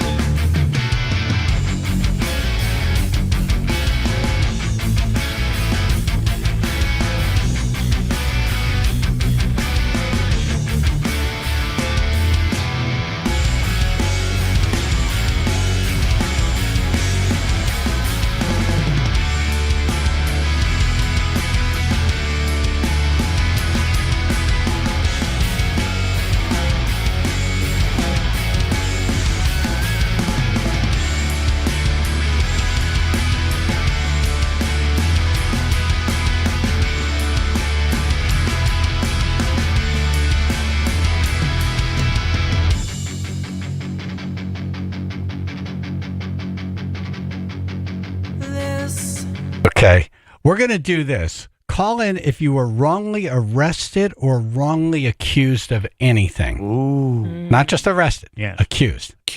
I got one. Okay.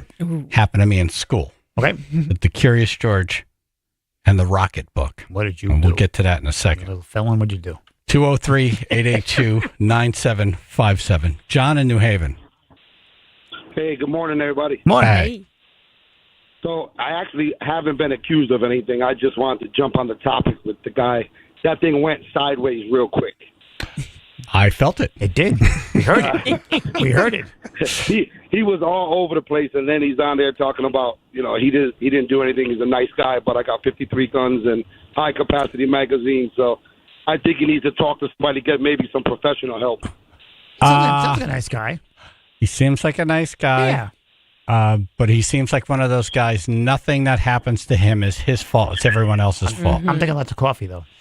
Right. Yeah, I agree.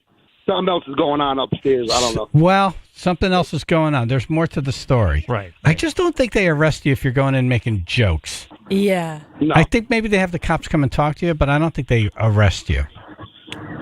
I'm sure the state police do their job, and they know when they come to arrest you, they got something to take you in. They're not just coming for the hell of it. Right. And there was enough time the last couple of days to go through the video and the audio and kind of pick up, like, all right, what really happened here? What was a really bad joke? We got arrested for that one. Yeah. All right, man. Well, take care, guys. All Have a right. good day. Thank you. You as well. So I was probably kindergarten or first grade. Okay.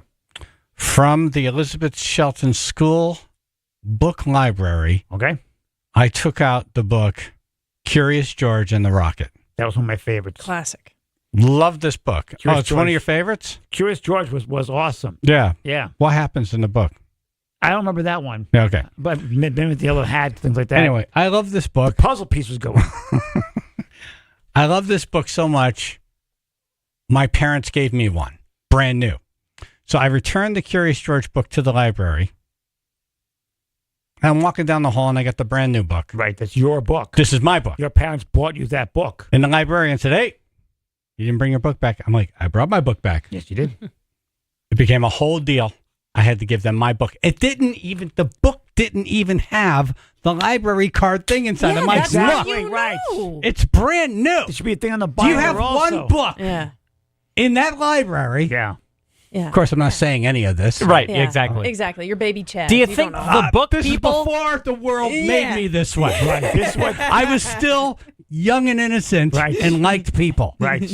Hey, lady, do you think the book people, in an effort to make money, printed more than one copy of this book? Yeah. And my thing, library books have a library book smell to Right. them. You know They what do. I mean? They smell. They smell Correct. musty. Yeah. They have other people's stuff Yeah, all funk. over it. Yeah, you got boogers. pen marks. Yeah. You got a crayon here. You got a ripped page. Right. It's got the They got the little stamps. pocket. See, I'm Yes, not. the pocket. That you put the thing in. Yes. This goes a lot more, a lot deeper. That lady, what she did, she took your book and then she sold it on the dark market and made money off The dark the market. dark market. Is what happens. Like They this. steal It's the dark Library market. They steal underworld. books off kids, and then they send other countries. They change the serial numbers. They get big money for them.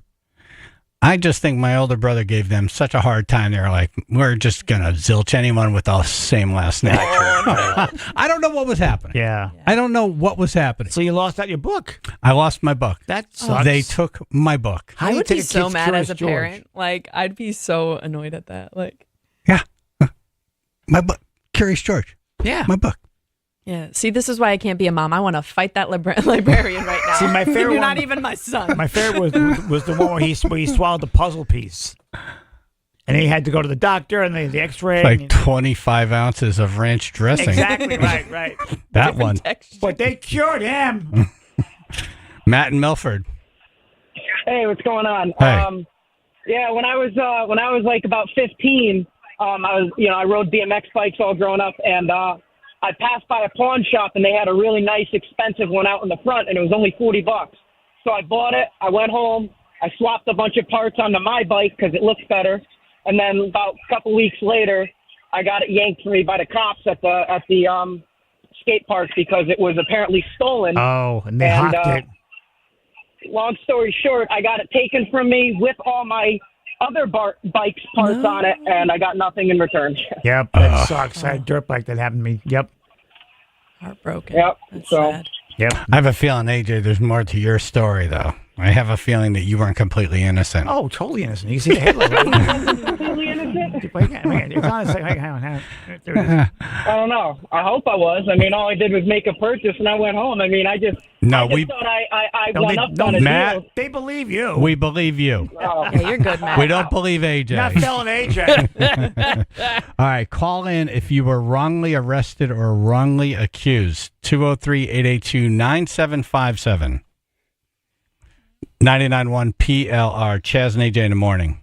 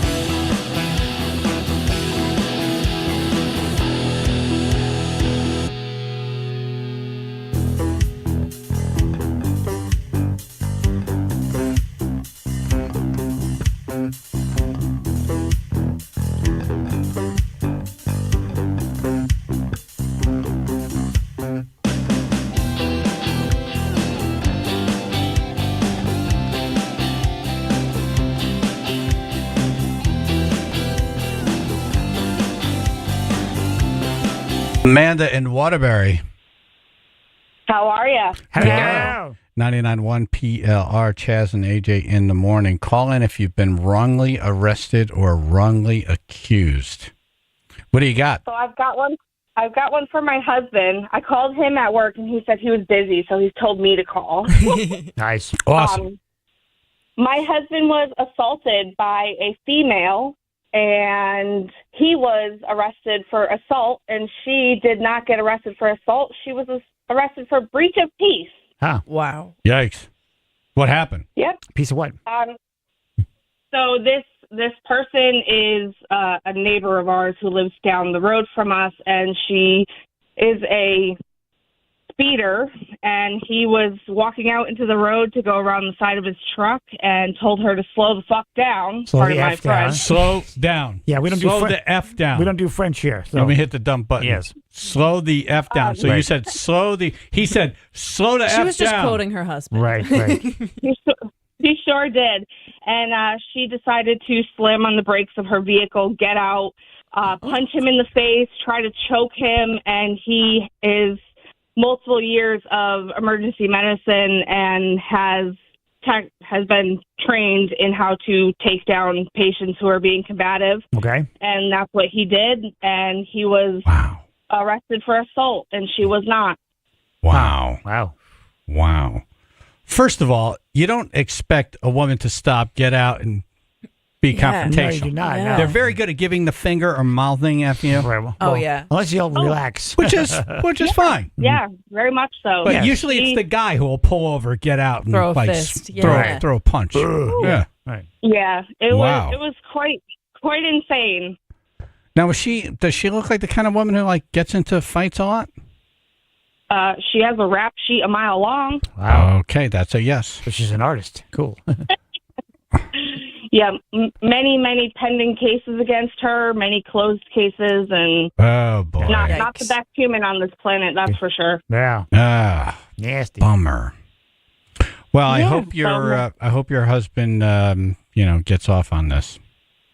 Yeah, we're waiting just a couple more months for him to be able to file for the case to be dropped, and her case was somehow dropped without any notice to us, which is kind of BS, but that's a whole other thing. Probably beat that person up too. Honestly, yeah, and she drives by our house every day and tries to give us the finger, and well, she doesn't drive anymore because she totaled her car, but she walks past the house and gives us nasty looks and stuff. And Oh my God. a couple days ago decided to take a shopping cart and ram it into the side of our house. And we caught it on our home security camera. Oh my God. This is I'd be worried she'd keep my car in the driveway or something. Too much Do y'all have a caffeine. garage? Yeah. We don't have a garage. Okay. Oh. Yeah. How about a tiger trap? What a drag.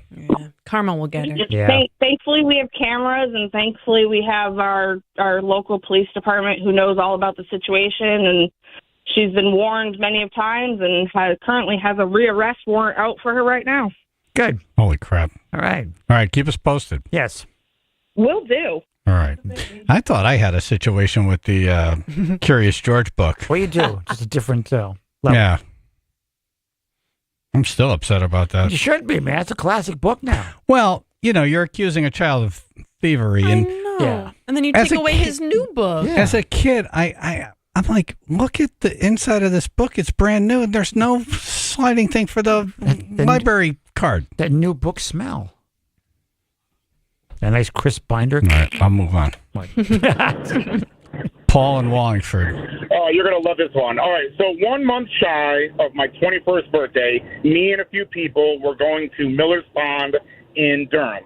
Short story was they all had beer, they all had fireworks. I wasn't carrying any of the beer or carrying any of the fireworks. The girl that owned the vehicle was driving, and she had a few drinks, so I decided to drive because I wanted to be responsible because she was drinking. And with her? And my friend broke into the car next door that we parked to, didn't break in, but he unlocked the door.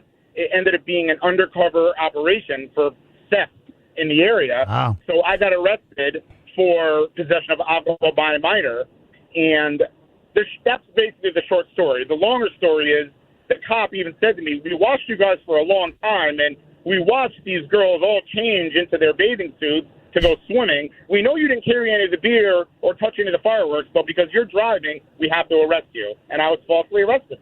Wow, but they got to watch the girls in the I was gonna bikinis. say, Yeah. Classic. It's like, all right, let's move in. Hold it. Wait. Go slower. It's naughty time. We're going to have to review this it was footage. a crappy situation. Wow, and you were just trying to be the good guy. Yep. Yeah, not Yeah, letting the and I drunk just said to the cop, and the cop even said, "We know you're being responsible, but by law, we have to arrest you." Damn it. So my parents came down to the Durham State Police and with some money to bail me out, and then in court, the judge even looked at the cops and said, "Are you kidding me right now? You really arrested this kid for doing the right thing," and just said, "Get out of here." And, I would and say let me go. you could arrest me. Thank God that You judge. could arrest me or watch them change again. So it is what it is. All right. Have a good day. That's a good one. Thank you, Paul. Make a deal. A good one, I mean bad one. Right. But, you know, a good end result. Right. Yeah. Happy Joe ending. in Waterbury. How you doing, guys? Good morning. Hey. Hello. Wrongly arrested or accused?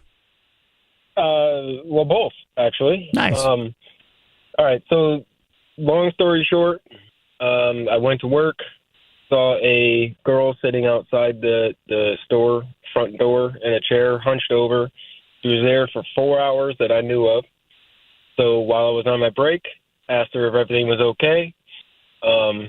She said she was fine, working. I introduced myself. Conversation was about 10 seconds, which was on film. At 11:30 that night, I'm getting woken up by the police, getting arrested for breach of peace. And I guess what happened was she had called the cops and said that someone was outside, grabbed her by the arm and wouldn't let her go. Whatever. So I got arrested for that. Went to court for 2 years. It was right before COVID. So going to court, I got suspended from my work for 2 months, was going to court, had to get a lawyer. And then COVID hit. It kept on getting pushed back. This thing is just hanging over your head like a dark cloud. Right, and then it got thrown out, and I never got reimbursed for my job because it was nollied. You know, nothing. Everything was on camera. Yeah. And there's no proof of. It was a total shit show. Sorry. S show. Show. So many French people today. What's up with that?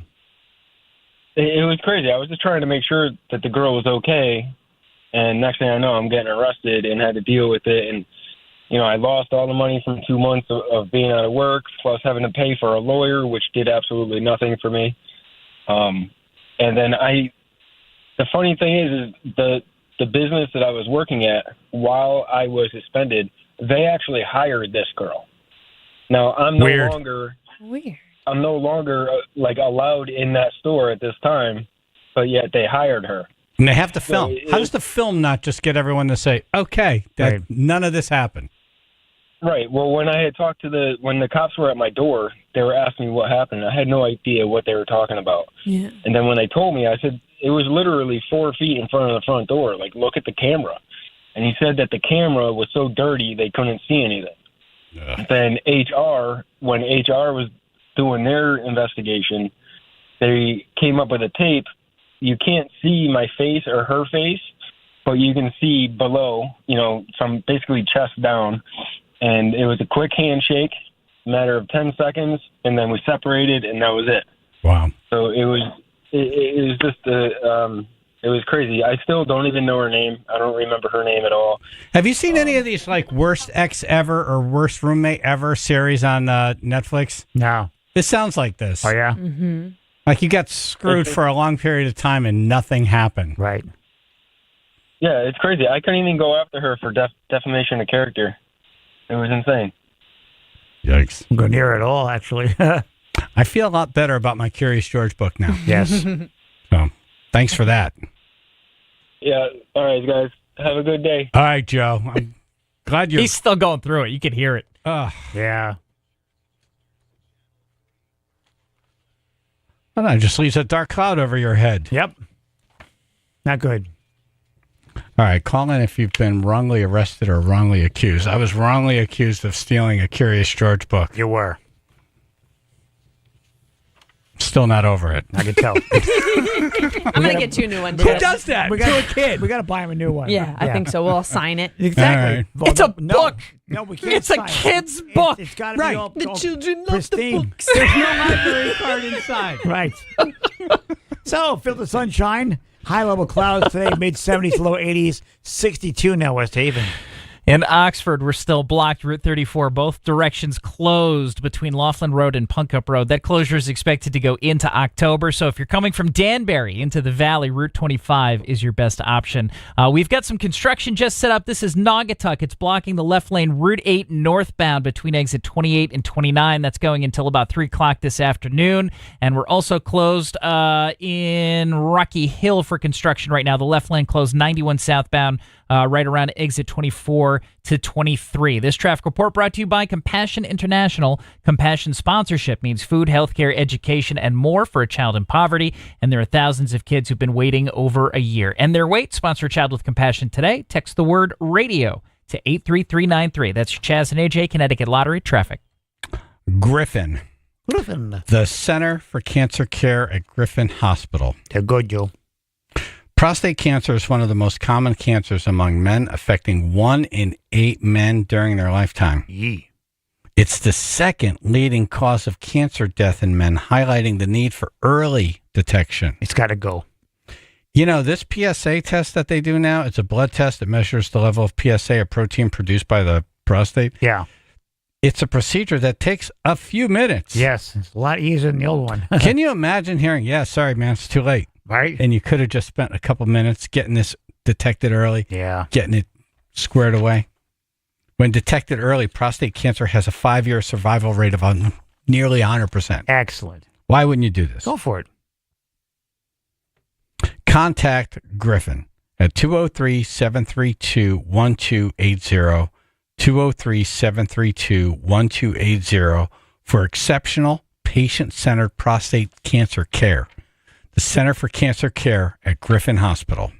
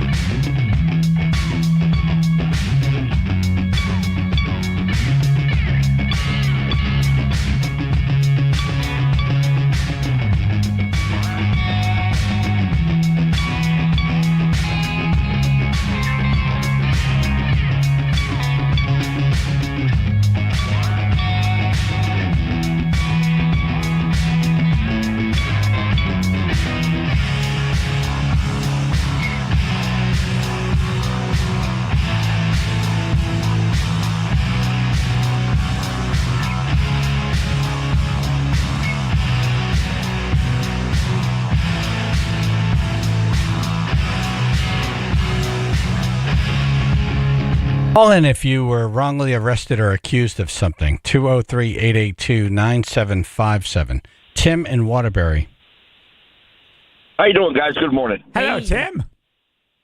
AJ, I feel for you. Not really, but I do. Thank you. But anyway, The 25 ounces of ranch dressing compacted in his butt. Yep. oh man, that's Party terrible. popper later. Yeah. Yep. Anyway, this happened back when I was like 23, 22 years old. I went to a bar in Watertown called Fat Daddy's at the time. Right. And first time ever in that dump, I'm watching the band play Cross-Eyed Cat. Standing there. Love them. I get 10 minutes into my first drink. I get a tap on my shoulder. I turn around. It's the owner of the bar. Oh. He had 5 counterfeit 20s in his hand, and he's telling me I was passing these out downstairs. I was like, you have it downstairs? Like, yeah, you were just down there passing these out. The bartender came up and told me. I said, wrong song, ding dong. I'm not the guy. He said, somebody else. Right. Like we're talking in He didn't rhymes. wanna- It's like a Dr. He didn't Seuss want to bar. hear it. I threw my drink in the garbage. I said, come on, we're leaving. I was there with my best friend and my girlfriend at the time. And I said, we're leaving. He said, all right. So I walk outside. He runs across the street to the Waterbury PD guy sitting right there. He arrested me on the spot, put me in jail. Ouch. Wow. For counterfeiting. I was sitting there for 4.5 hours waiting for the Secret Service to get there. I had to tell them what happened. $2,000 later, 2 court dates that I finally got nollied. Wow. Wow. So, yeah, I got arrested for being at the wrong place at the wrong time. Yeah, the owner just didn't like you or something. Yeah. Weird.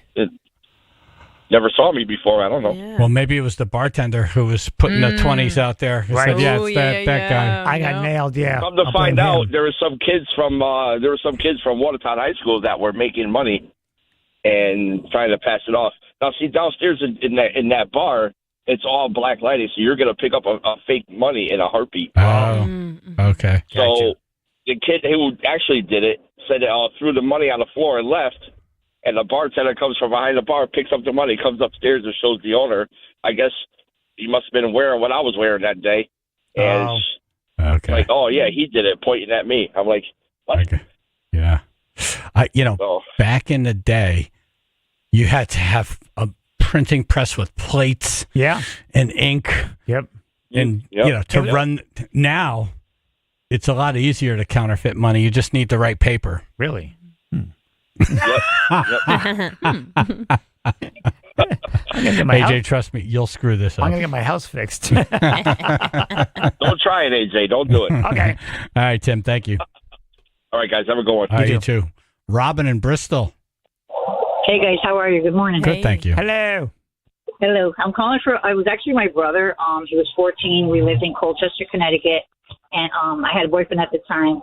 And he used my truck. We were together. And he went to a party, and there was a lot of vehicles there.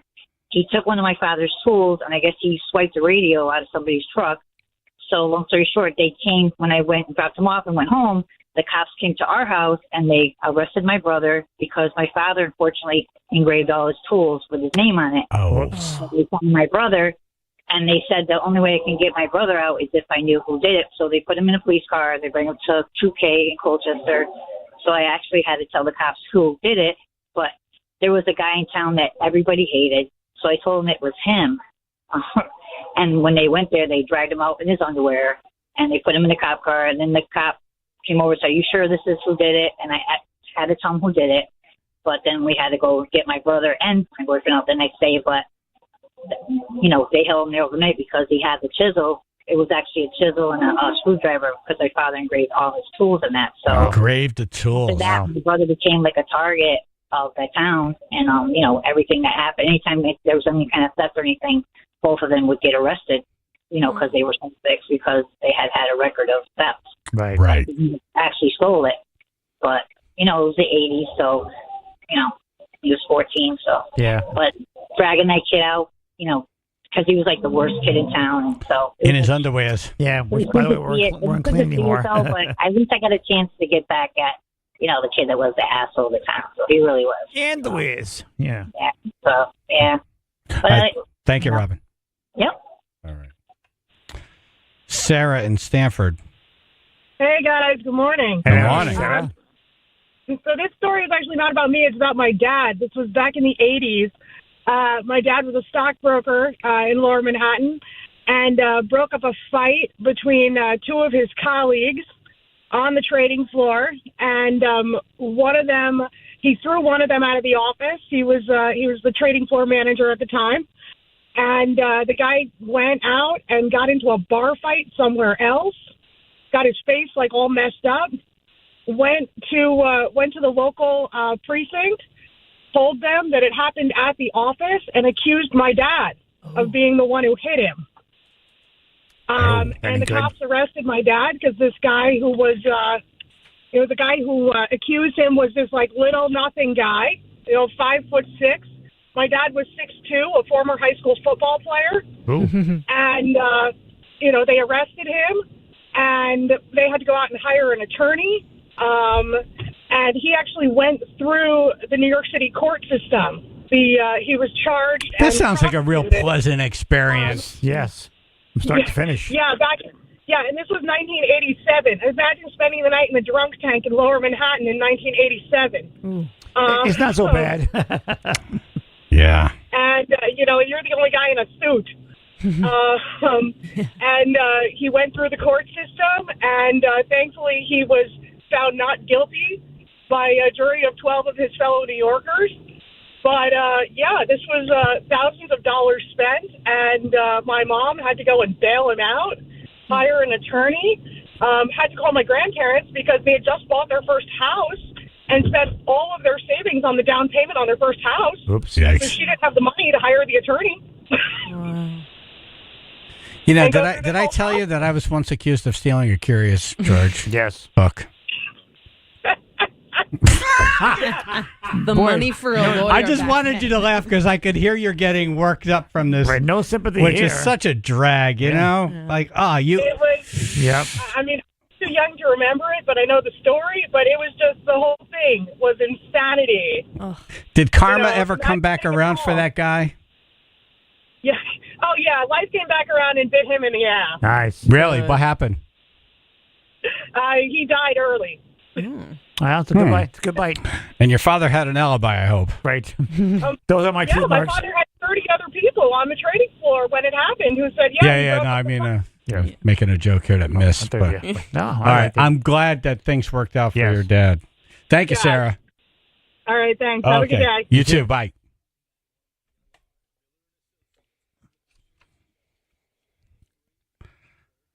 So there's a Connecticut bartender who's brand new, and he's ranked top 10 newcomer. Cool. Okay. He says you've been making your drinks all wrong. Oh. Not just you. Okay. You. Everybody. You. Right. Filtered sunshine, a high level clouds today, mid 70s to low 80s, 62 now, Woodbridge. Closed in Oxford, Route 34, both directions. That's between Laughlin Road and Punkup Road along the Stevenson Dam. The reopening will be in October, so if you're going Danbury into the valley, Route 25 is what you want to do. We've got construction in Naugatuck, Route 8 northbound. This is between exit 28 and 29. It's blocking the left lane, and that's going until this afternoon about 3 o'clock. This traffic report brought to you by ChumbaCasino.com, introducing Chumba Casino, the thrilling online social casino that's free to play. Head on over to ChumbaCasino.com now to join in on the fun. No purchase necessary. VGW Group. Void where prohibited by law. See terms and conditions. 18 plus. That's your Chaz and AJ Connecticut Lottery traffic.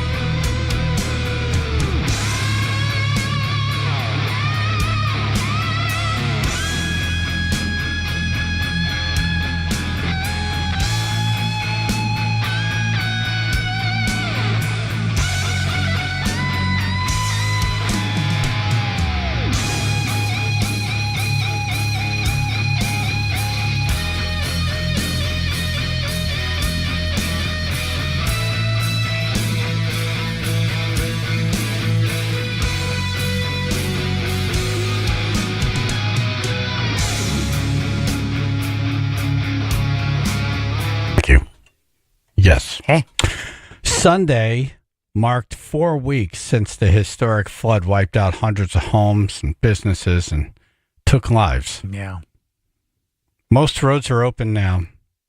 Lives are still destroyed. Yep. These houses, businesses, some of these businesses aren't going to come back. No, it's a shame. Good people. And these houses, these people, you work your whole life, you pay into the system, and then there's no help. It's sad. There are a number of fundraisers still going on. I urge you to look at Oxford pages and pages of surrounding towns. Yeah. And, there's 2 fundraisers coming up next weekend. Saturday the 28th, 5 to 9 at the Painted Pony in Bethlehem. That's dinner and a DJ. It's $30 a head, $55 for 2 tickets. Proceeds to benefit Kathy's House of Chickens and her neighbors. That whole neighborhood got wiped out. Yeah. There's no help. There's no insurance. There's no government help. No one wants to help. It's disgusting. It's gross. Yeah. And Sunday the 29th, there's a benefit to help the owners rebuild the Route 67 Family Diner. Another bit, they lost everything. Not a plate, not a cup, nothing survived. Yeesh. That's happening at Dock 34 in Seymour from 1 to 5. I'll send these over to Ruth and she'll post them for you. All right, now, AJ, we got a guy. Okay, who the guy? His name is Justin Brody. Oh. He's one of 10 best new bartenders in the U.S. Damn, man. Damn. I thought it was Connecticut. It's the U.S. Named by Punch Digital Magazine. Cool. He's on to tell us that we've been making drinks wrong the whole time. Damn it. Good morning, Justin. Morning. Morning. I wouldn't say you make them wrong. Maybe you can make them better. Make him better. Oh, that's a good way to what put it. What a nice guy he is. Yeah. You say they Make work him for better. me. Right. I still feel drunk. Actually put it in the glass. Oh, that would be a good start. All right, so Thanks for it's having me. it was interesting. We were having this conversation about you yesterday after the show, and it's you say to put the ice cubes in last. Yeah, that is some info I got from my mentor. Whenever you're shaking or stirring, which is kind of there are their own things, you'll want to end with ice. I'm guessing everyone's kind of making drinks at home, not behind a bar. But Right. Either way, everything's going to be room temperature unless you're freezing your vodka, which, then I don't know if you need the glass. But if it's room temperature, you want to get everything into your shaker or stirrer and then add the ice last. Why? Dilution is water is an ingredient in cocktails that nobody really thinks about. It's in every cocktail, like every mixed drink. Just you don't want too much of it or too little of it. Right. So you want to kind of get it down to a science, just like anything Lessen the else. amount of time that the ice has to melt. Yeah, exactly. Especially, behind bars because we have those ice wells where the ice is sitting there all night with Yeah. the cover on it. You get what's called surface water on it, and that is it's just water sitting on the ice, so that melts immediately. If you have those really nice, like 1x1 cubes with the rubber molds in your freezer, or just the standard freezer trays, it's going to be really rock solid. Yeah. Which is great, but you want it to be added last. And you also want fresh ice. I know it sounds kind of crazy, but like ice will take on flavors from your freezer. Oh, yes, they do. Yeah. That's like, true. Kind of like Yep. cheese in a fridge. So you want it to be like if you're having a cocktail party, maybe get rid of your ice, start with some fresh ice the night before, 2 nights before. Maybe get rid of that old Trader Joe's curry that you haven't eaten in 2 years. It tastes like an It's probably armpit. stinking up your whole freezer. Yeah. But yeah, that's one of the most important ones. And fresh ingredients, behind any bar I've worked at and any bar I will work at, you're not going to use like prepackaged citrus or anything like that. If it's a day or two old, that's kind of it. They say like 24 hours so you can juice that day. Some mentors I've worked for just get rid of it that night. Maybe they'll give it to the chefs to use for ceviche or something. You can use it the next day, but that's really it as far as juicing citrus goes. You don't want to use it too old for shaken cocktails. Gotcha. So fresh ingredients are super important. You don't want to use any like prepackaged mixes. Anything you probably can make anything you want to use in a cocktail at home. Grenadine is not cherries, actually. It's pomegranate. So at the bar, we'll just do 1-to-1 by weight of the Palm 100 brand. That stuff's pretty good. Mm-hmm. Pomegranate juice and sugar. If you want to add something like an orange peel, you can, but grenadine is awesome. It's kind of underrated because everyone thinks it sucks because of the roses stuff. Uh-huh. But yeah, grenadine's great. It's in a lot of classics, so you can make that at home too. It depends what you're doing. It kind of breaks down into, if you're going to shake it or stir it. And a lot of people don't really get that. And it kind of breaks down into if something's kind of cloudy is really the distinguishing factor. So if it's got olive juice, I'll shake a martini. If it's got vermouth, I'll stir a martini. If there's citrus in it, I'll shake it like a daiquiri, a margarita. If it has vermouth in it, like a Manhattan, I'll stir it because drinks have texture. All liqueurs. What's the best way to order a martini that I want more vodka than dirty? Like I want a dirty martini, so I always say not too dirty. Right. Yeah. Yeah. Yeah. I mean, it's kind of go place by place. If someone wants a martini, I'll have a measured amount of vodka I'll use. And I'm not really going to add any more. If you want it more or less dirty, I'll just get a bigger glass and add more olive juice to it. Yeah. If you want it dirtier, that's what I would do. But I mean, it depends on where you're at. A lot of places don't measure their pours. That's another thing that I have only really done is measuring my pours. I was really lucky to get started with that at the only place I've worked You at. sound pretty bright for a newcomer. Justin Brody's on. He won 10 best new bartenders in the U.S. Where do you bartend? I've been at the Port of Call in Mystic, Connecticut for 2 years. Nice. Cool. So I was at the I've Port of been Call. there. Oh, nice. Yeah, if you had some dork with glasses, that was me. I was the only I guy don't with remember. glasses working behind the 'Cause bar. I was in Mystic. We parked the car in the afternoon, and then, right. It is what it is. Yep. You may have stepped my hand. It's a wild place, yeah, Connecticut. But it's really, I feel like our team specifically, I was told when I first applied for the job that I'm like, oh, you got to meet this guy, Dan Miser. He kind of really put Mystic on the map for serious food, and that's the truth. I wouldn't be there without that restaurant, Oyster Club. Our chef, Renee Tupons, has been getting insane praise, very well justified for her work in the kitchen. And David Standridge just got a James Beard Award at Shipwright's Daughter. We love Shipwrights. Mystic is a cool community. It really is. And I think having some serious food destinations is really helping. I think it's time to take it a bit more seriously. When I was in college, I was coming up from New Jersey to Providence, Rhode Island, and I would always look at Mystic. They had this scenic exit right on the water, and oh, cool, whatever, Mystic Pizza. You don't really think about it. But I mean, Oyster Club and the Port of Call are world class. It's really cool. That was something I realized as soon as I started there. The food, I was like, oh my gosh, this is good as anywhere in New York that I can think of that I've been to lately. So that was something I was really proud of from the start, which made it easy. What's that other place you just met? What's that restaurant that we had on? We had the guy on who was won the Beard Award. Yeah. And Shipwrights. Yeah, that's it. Yep. Yeah, Shipwright's Daughter. They're right across the water. It's great. It's very it's modern and classical in its approach. My favorite thing were always the deviled eggs. They have deviled eggs with a clam strip on it that I thought was awesome. Nice.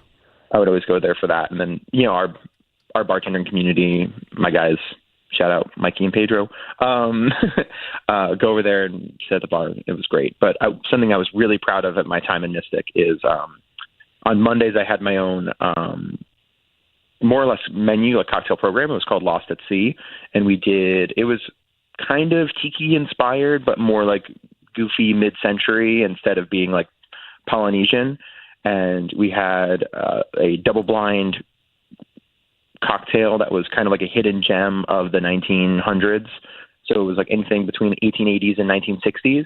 So it wasn't a Negroni, but it was a Jabberwocky. It wasn't, a Jack Rose. It was a Pan American Clipper. All of these cocktails nobody's ever heard of, but are approachable and really kind of crushable. And they would come literally in a message in a bottle. So you pick out your message and then have a poem on the back or an anecdote. It was really fun. Yeah. I'm really grateful for Jade and Dan to let me do I had my own, more or less my own concept for one day a week. It was really fun. You ever slide a beer down the bar? I have, and it's really fun. I've always so accurate, right? You catch it perfectly. But our bar at the Port of Call is built out of a retired whaling ship, and it's really imperfect. And there's these bronze nails that are jutting out of it. So not like, the place. Yeah, you hit that You got to know like where the wood cups and follow that. Right. Take some skill. The beer you slid down the bar, was it at that bar? Yeah. Nice. Wow, that's even more impressive. That's technique. That is the bar you want to do It's it, like though. playing It's like, pinball. see, I know this bar better than anybody else. It's on the I could get a spin. beer down Yeah, this I bar. could do it. You can't do it. I could do it. It's on the wrist. It's not like a movie distance. It was like a 2 customer. Okay. All right. The bar. It was like 2, like from one dude across him to the dude next to him. It still worked.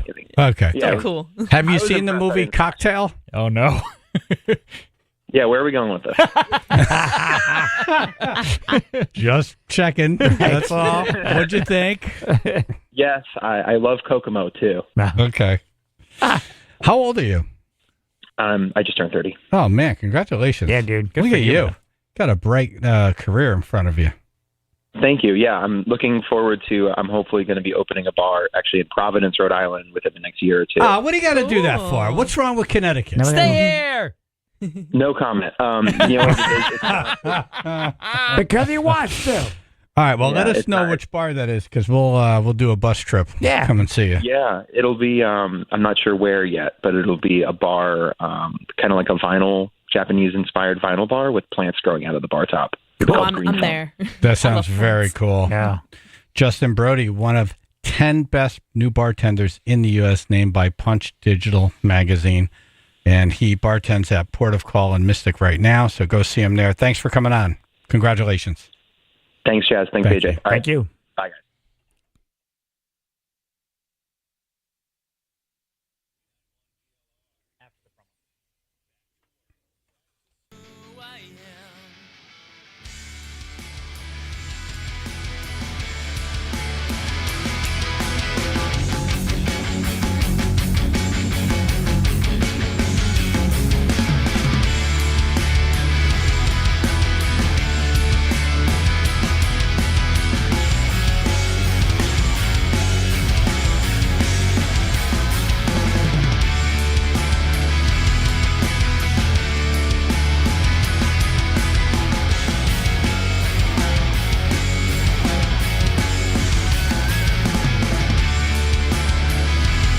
Craneworks. Yay.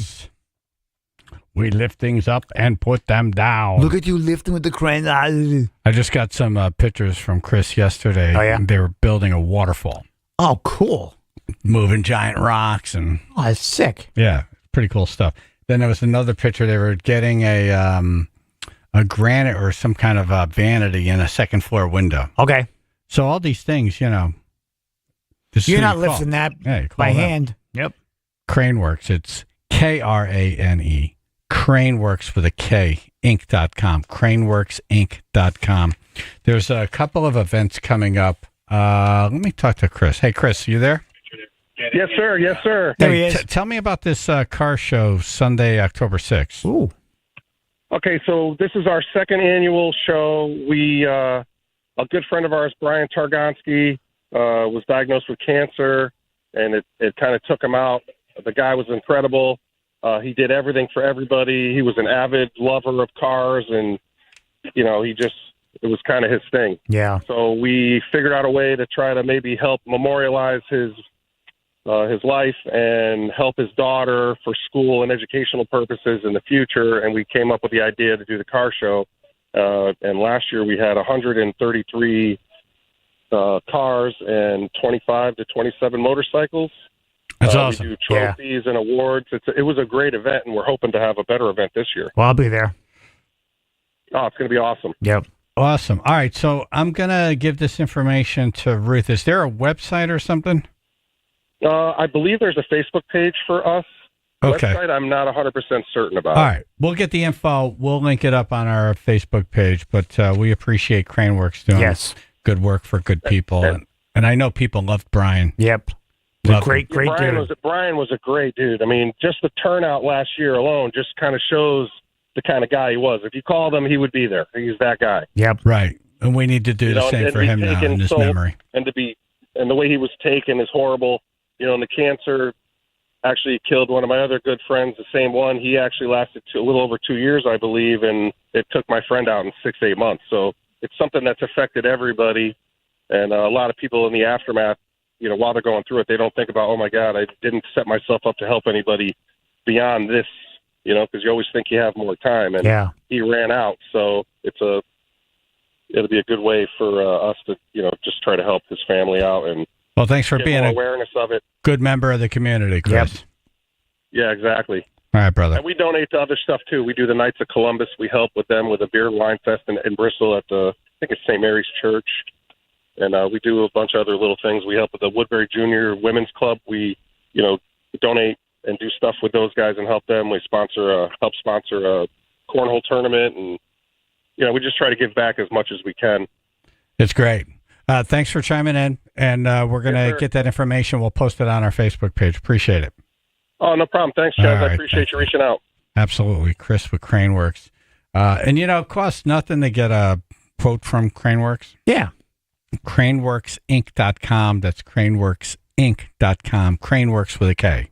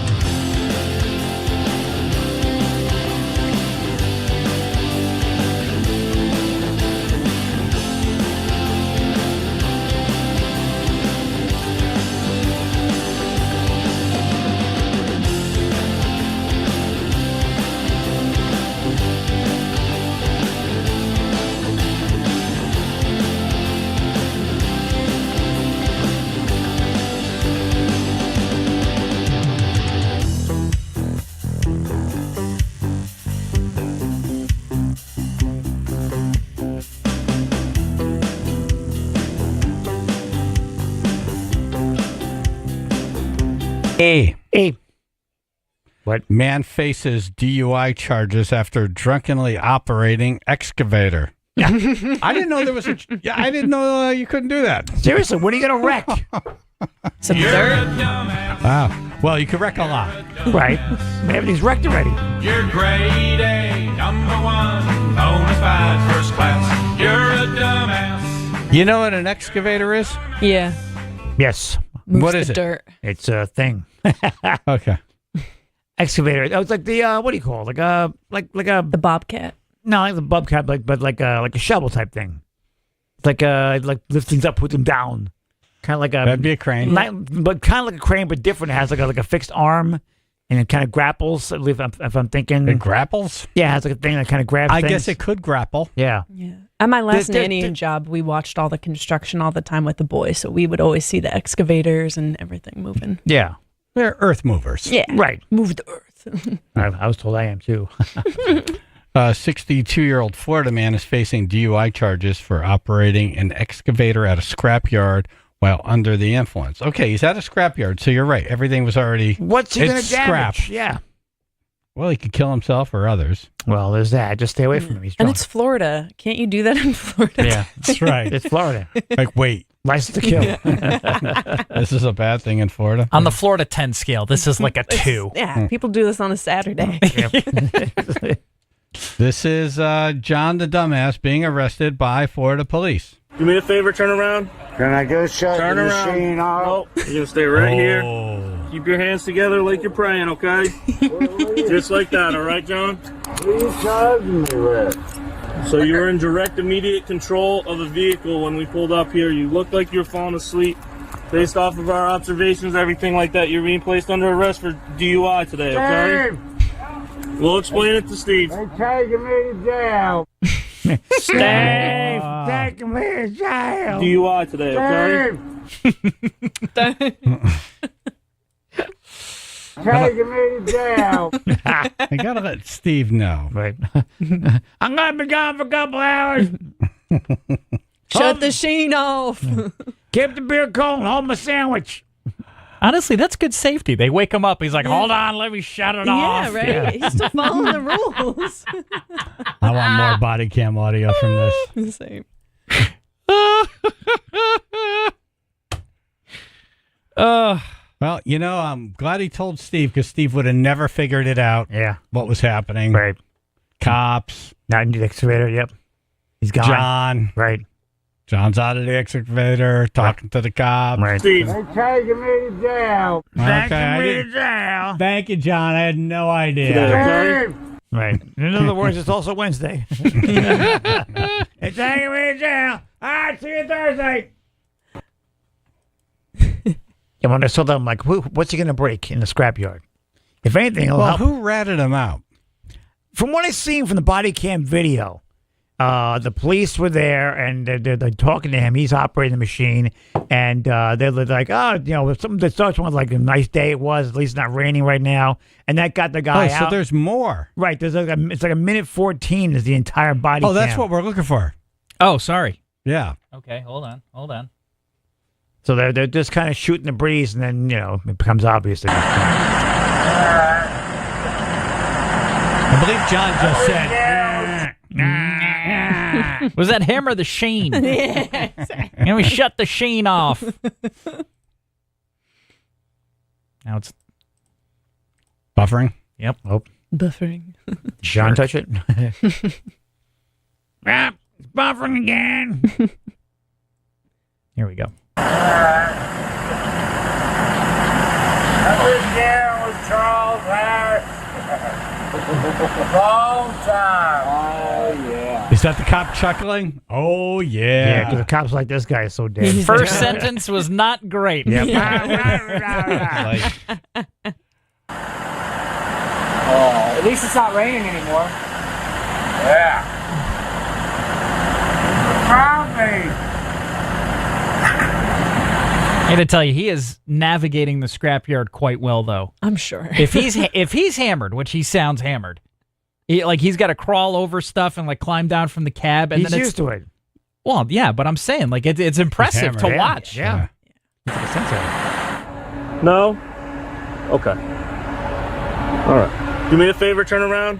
yeah. Turn around. Can I go shut Turn the around. machine off?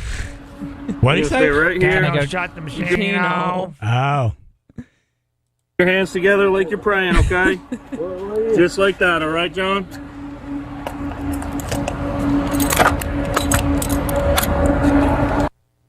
What are you charging me with? So you were in direct immediate control of the vehicle when we pulled up here. You looked like you were falling asleep. Based off of our observations, everything like that, you're being placed under arrest for DUI today, okay? Steve! We'll explain it to Steve. They taking me to jail, man. That was it. That's it. Poor John. Yeah, that's what you're so drunk. You know it. You could hear yourself speaking. Yep. Yeah. Yeah, that one first line didn't help at all. Yep. Yep. And that little sober part of your brain is saying, "Wow, we're pretty bad right now. Damn it. I should stop talking." That's not what I wanted to say. Yeah. The original post says that deputies responded to a verbal altercation and threats made. So they were showing up for that reason. Oh. I've been down with Charles Harris. Yeah, winner.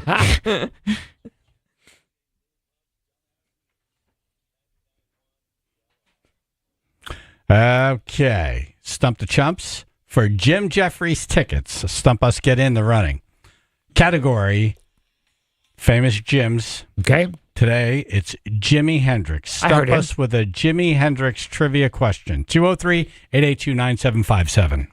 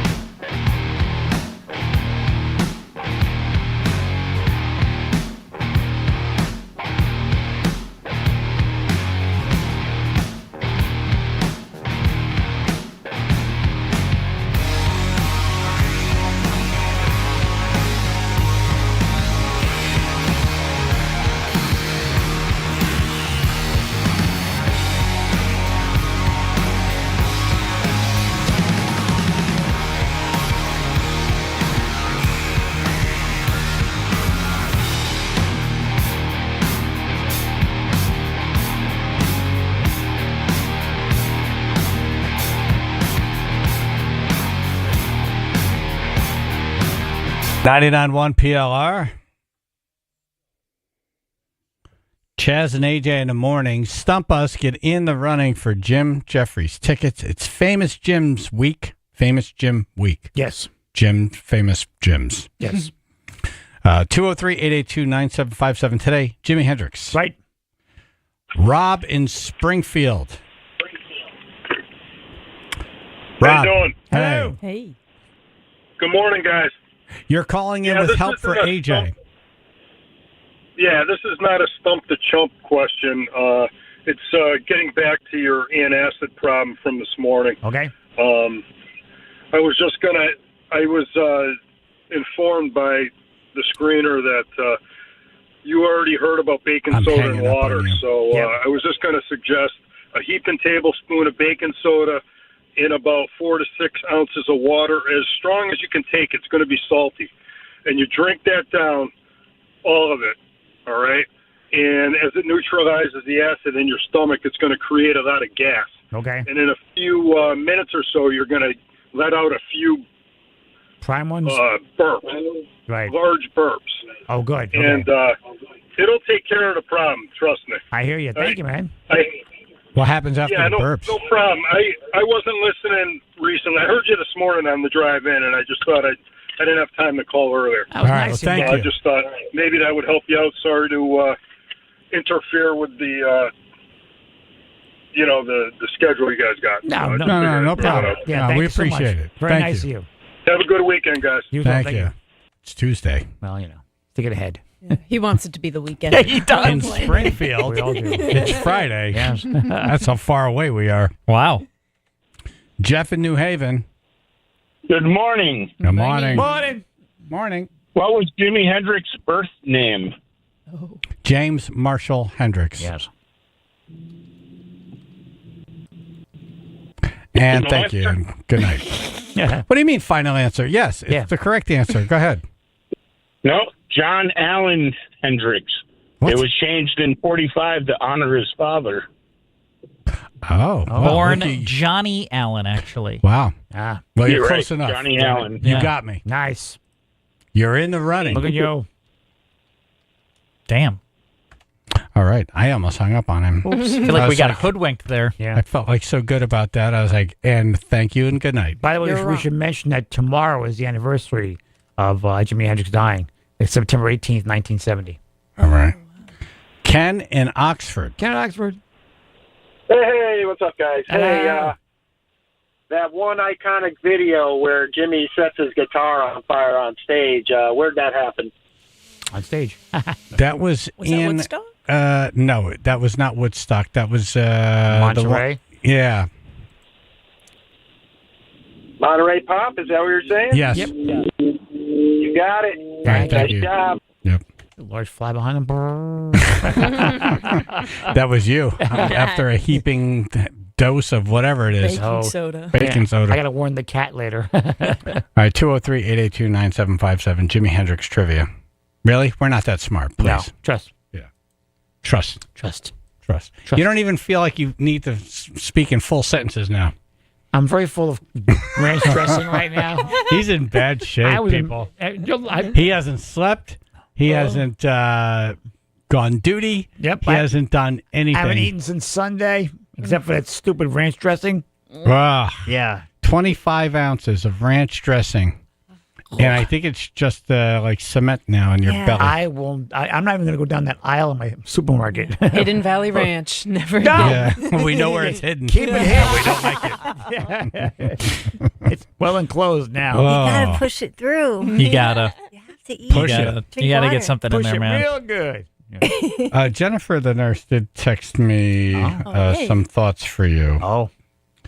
Haha, good luck. He should take a peppermint soft gel. A peppermint soft gel. Okay. A peppermint soft gel. It's a game changer. Oh. Over the counter, truly amazing. Right. And I'll smell like Febreze later.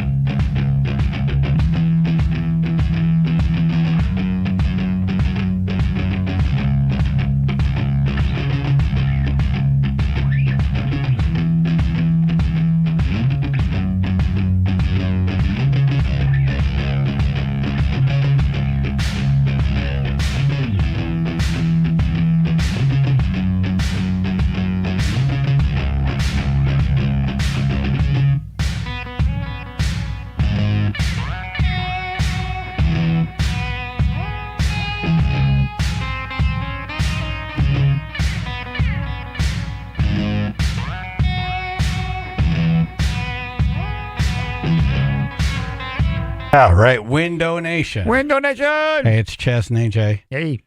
Most of your home's cold AC this summer just went right out the window. Oh, no. If you don't have great windows. Yeah. Most of us don't, by the way. Right. And you're going to blink and it's going to be very cold. And most of your heat will be going right out the window. Same thing, yep. And, utility rates and heating fuel, propane, not getting cheaper. Nope. What do you do? So it's a real great investment to get yourself some windows from Window Nation. That's what you do. Window Nation right now is doing a buy 2 windows, get 2 free. Nice. There's no limit to how much you could save. Plus, you could save big with no interest, no payments for 2 years. Speaking my language. No interest. That's free money, by the way. Yes. Okay. And this is important for this area. We could very potentially have a brutal winter. Right. And now's a good time. It doesn't cost anything to get them to come by and check it out for you. Yep. Give you a free price quote. You could even go on their website. It's very cool. windownation.com. And you could upload a picture of your house and pop in windows. And it's pretty remarkable. You can see what you get the feel for which window you want. Exactly. And if you like it, you have them come over, 866-90-NATION, and they'll give you a free price quote. Beautiful. windownation.com or 866-90-NATION, windownation.com. Tell them Chaz and AJ sent you.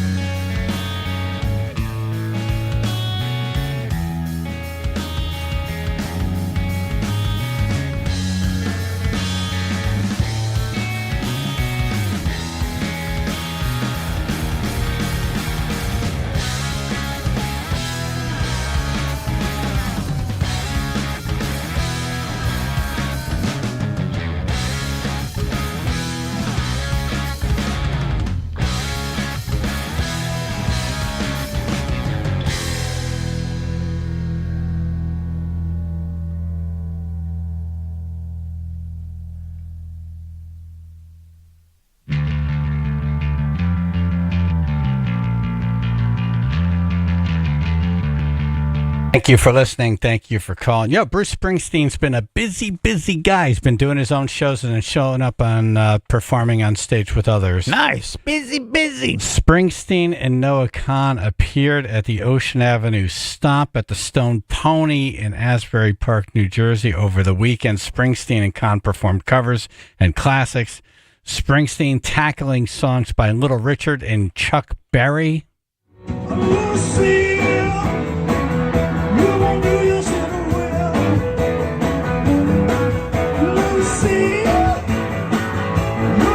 There's a loose heel.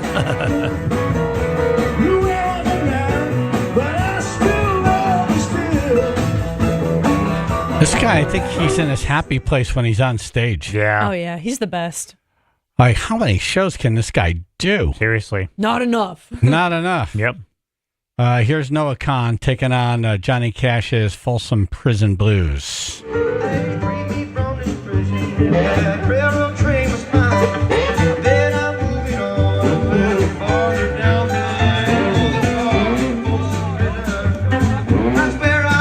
What's that noise? Is that AJ? It sounds like him farting in the background. Yes. Right? I was going to the music though. Not easy to do at a time like that, you know. I should get some credit.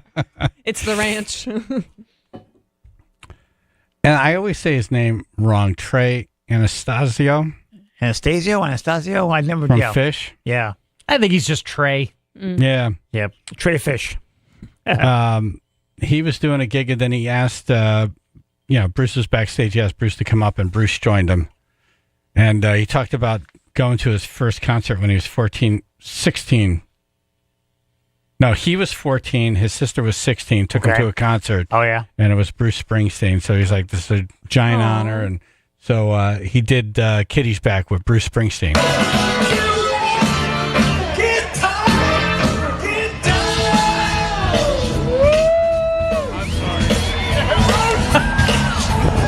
Who's that down the end of the beach?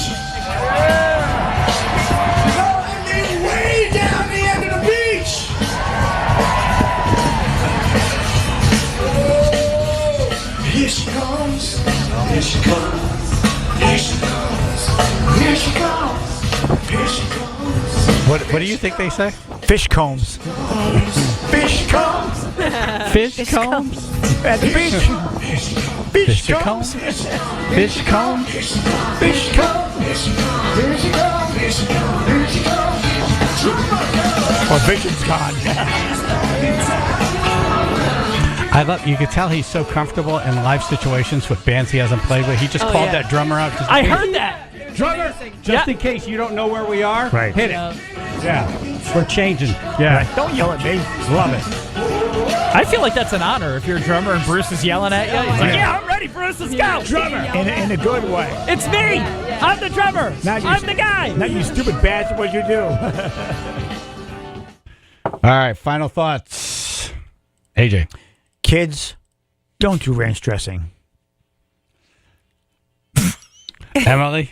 If you guys are free Saturday, I'll be at Kinsman Brewing for a comedy show. Come hang. It's going to be a lot of fun. I love that place. Where It's is so it? cool. It's in Milldale, which is kind of near Cheshire. Okay. Oh, So come fun. through. Yeah. It's a Yeah. big place, too. Big venue. Yeah. Ruth. Feel better, AJ. Thank you. Phil. AJ, get some vitamins in there, man. Have a strawberry today, please. Okay. Chaz and AJ. Hey, Chaz, there's another house across the street that's available. The lady just passed away. I get you first dibs on it. Wow. Anyway, hi, Rube. Is she still in the house? Does anyone else know? Right. Are there flies in the windows? Are there cats? It may have a funny smell. She's gone. She's gone. No. I don't know Anyway. if a laugh is appropriate after that, but What is that squeaky sound? Well, I had to go to the funeral. Nope. Anyway. That's not. No. Anyway, hi, Rube. Hi again. was he in a giant hamster cage? Was he on a wheel? Taking me down. Chaz and AJ. AJ, come out to the shed and drink some Coors Light. We'll get you cleaned out. Thank you. Anyway, hi, Ruth. Chaz and AJ. AJ, when you get to the shed later, I said we'll give you a nice finger belly rub. Sounds like our signal. Sounds like Seriously? underwater. Wow. Transformer quality. Was that the vice president of the sky? Yes. Chaz and AJ. That was him. We found. Chaz and AJ. More stupider than stuntier. Yes, it Chaz and was. AJ. When is Al Shedfest? Just asking. That's right. We've been talking about this. Got to work on that. Shedfest. Chaz and AJ. When did he learn his lesson with the lemon juice? No, but the lemon juice actually passed right through. Oh, maybe lemon juice. Chaz and AJ. I'm not adding more stuff. Well, excuse me. I'm trying to use the phone. I don't control the sky. Chaz and AJ. God bless you, AJ. Feel better. Thank you. Appreciate that. Joe Biden.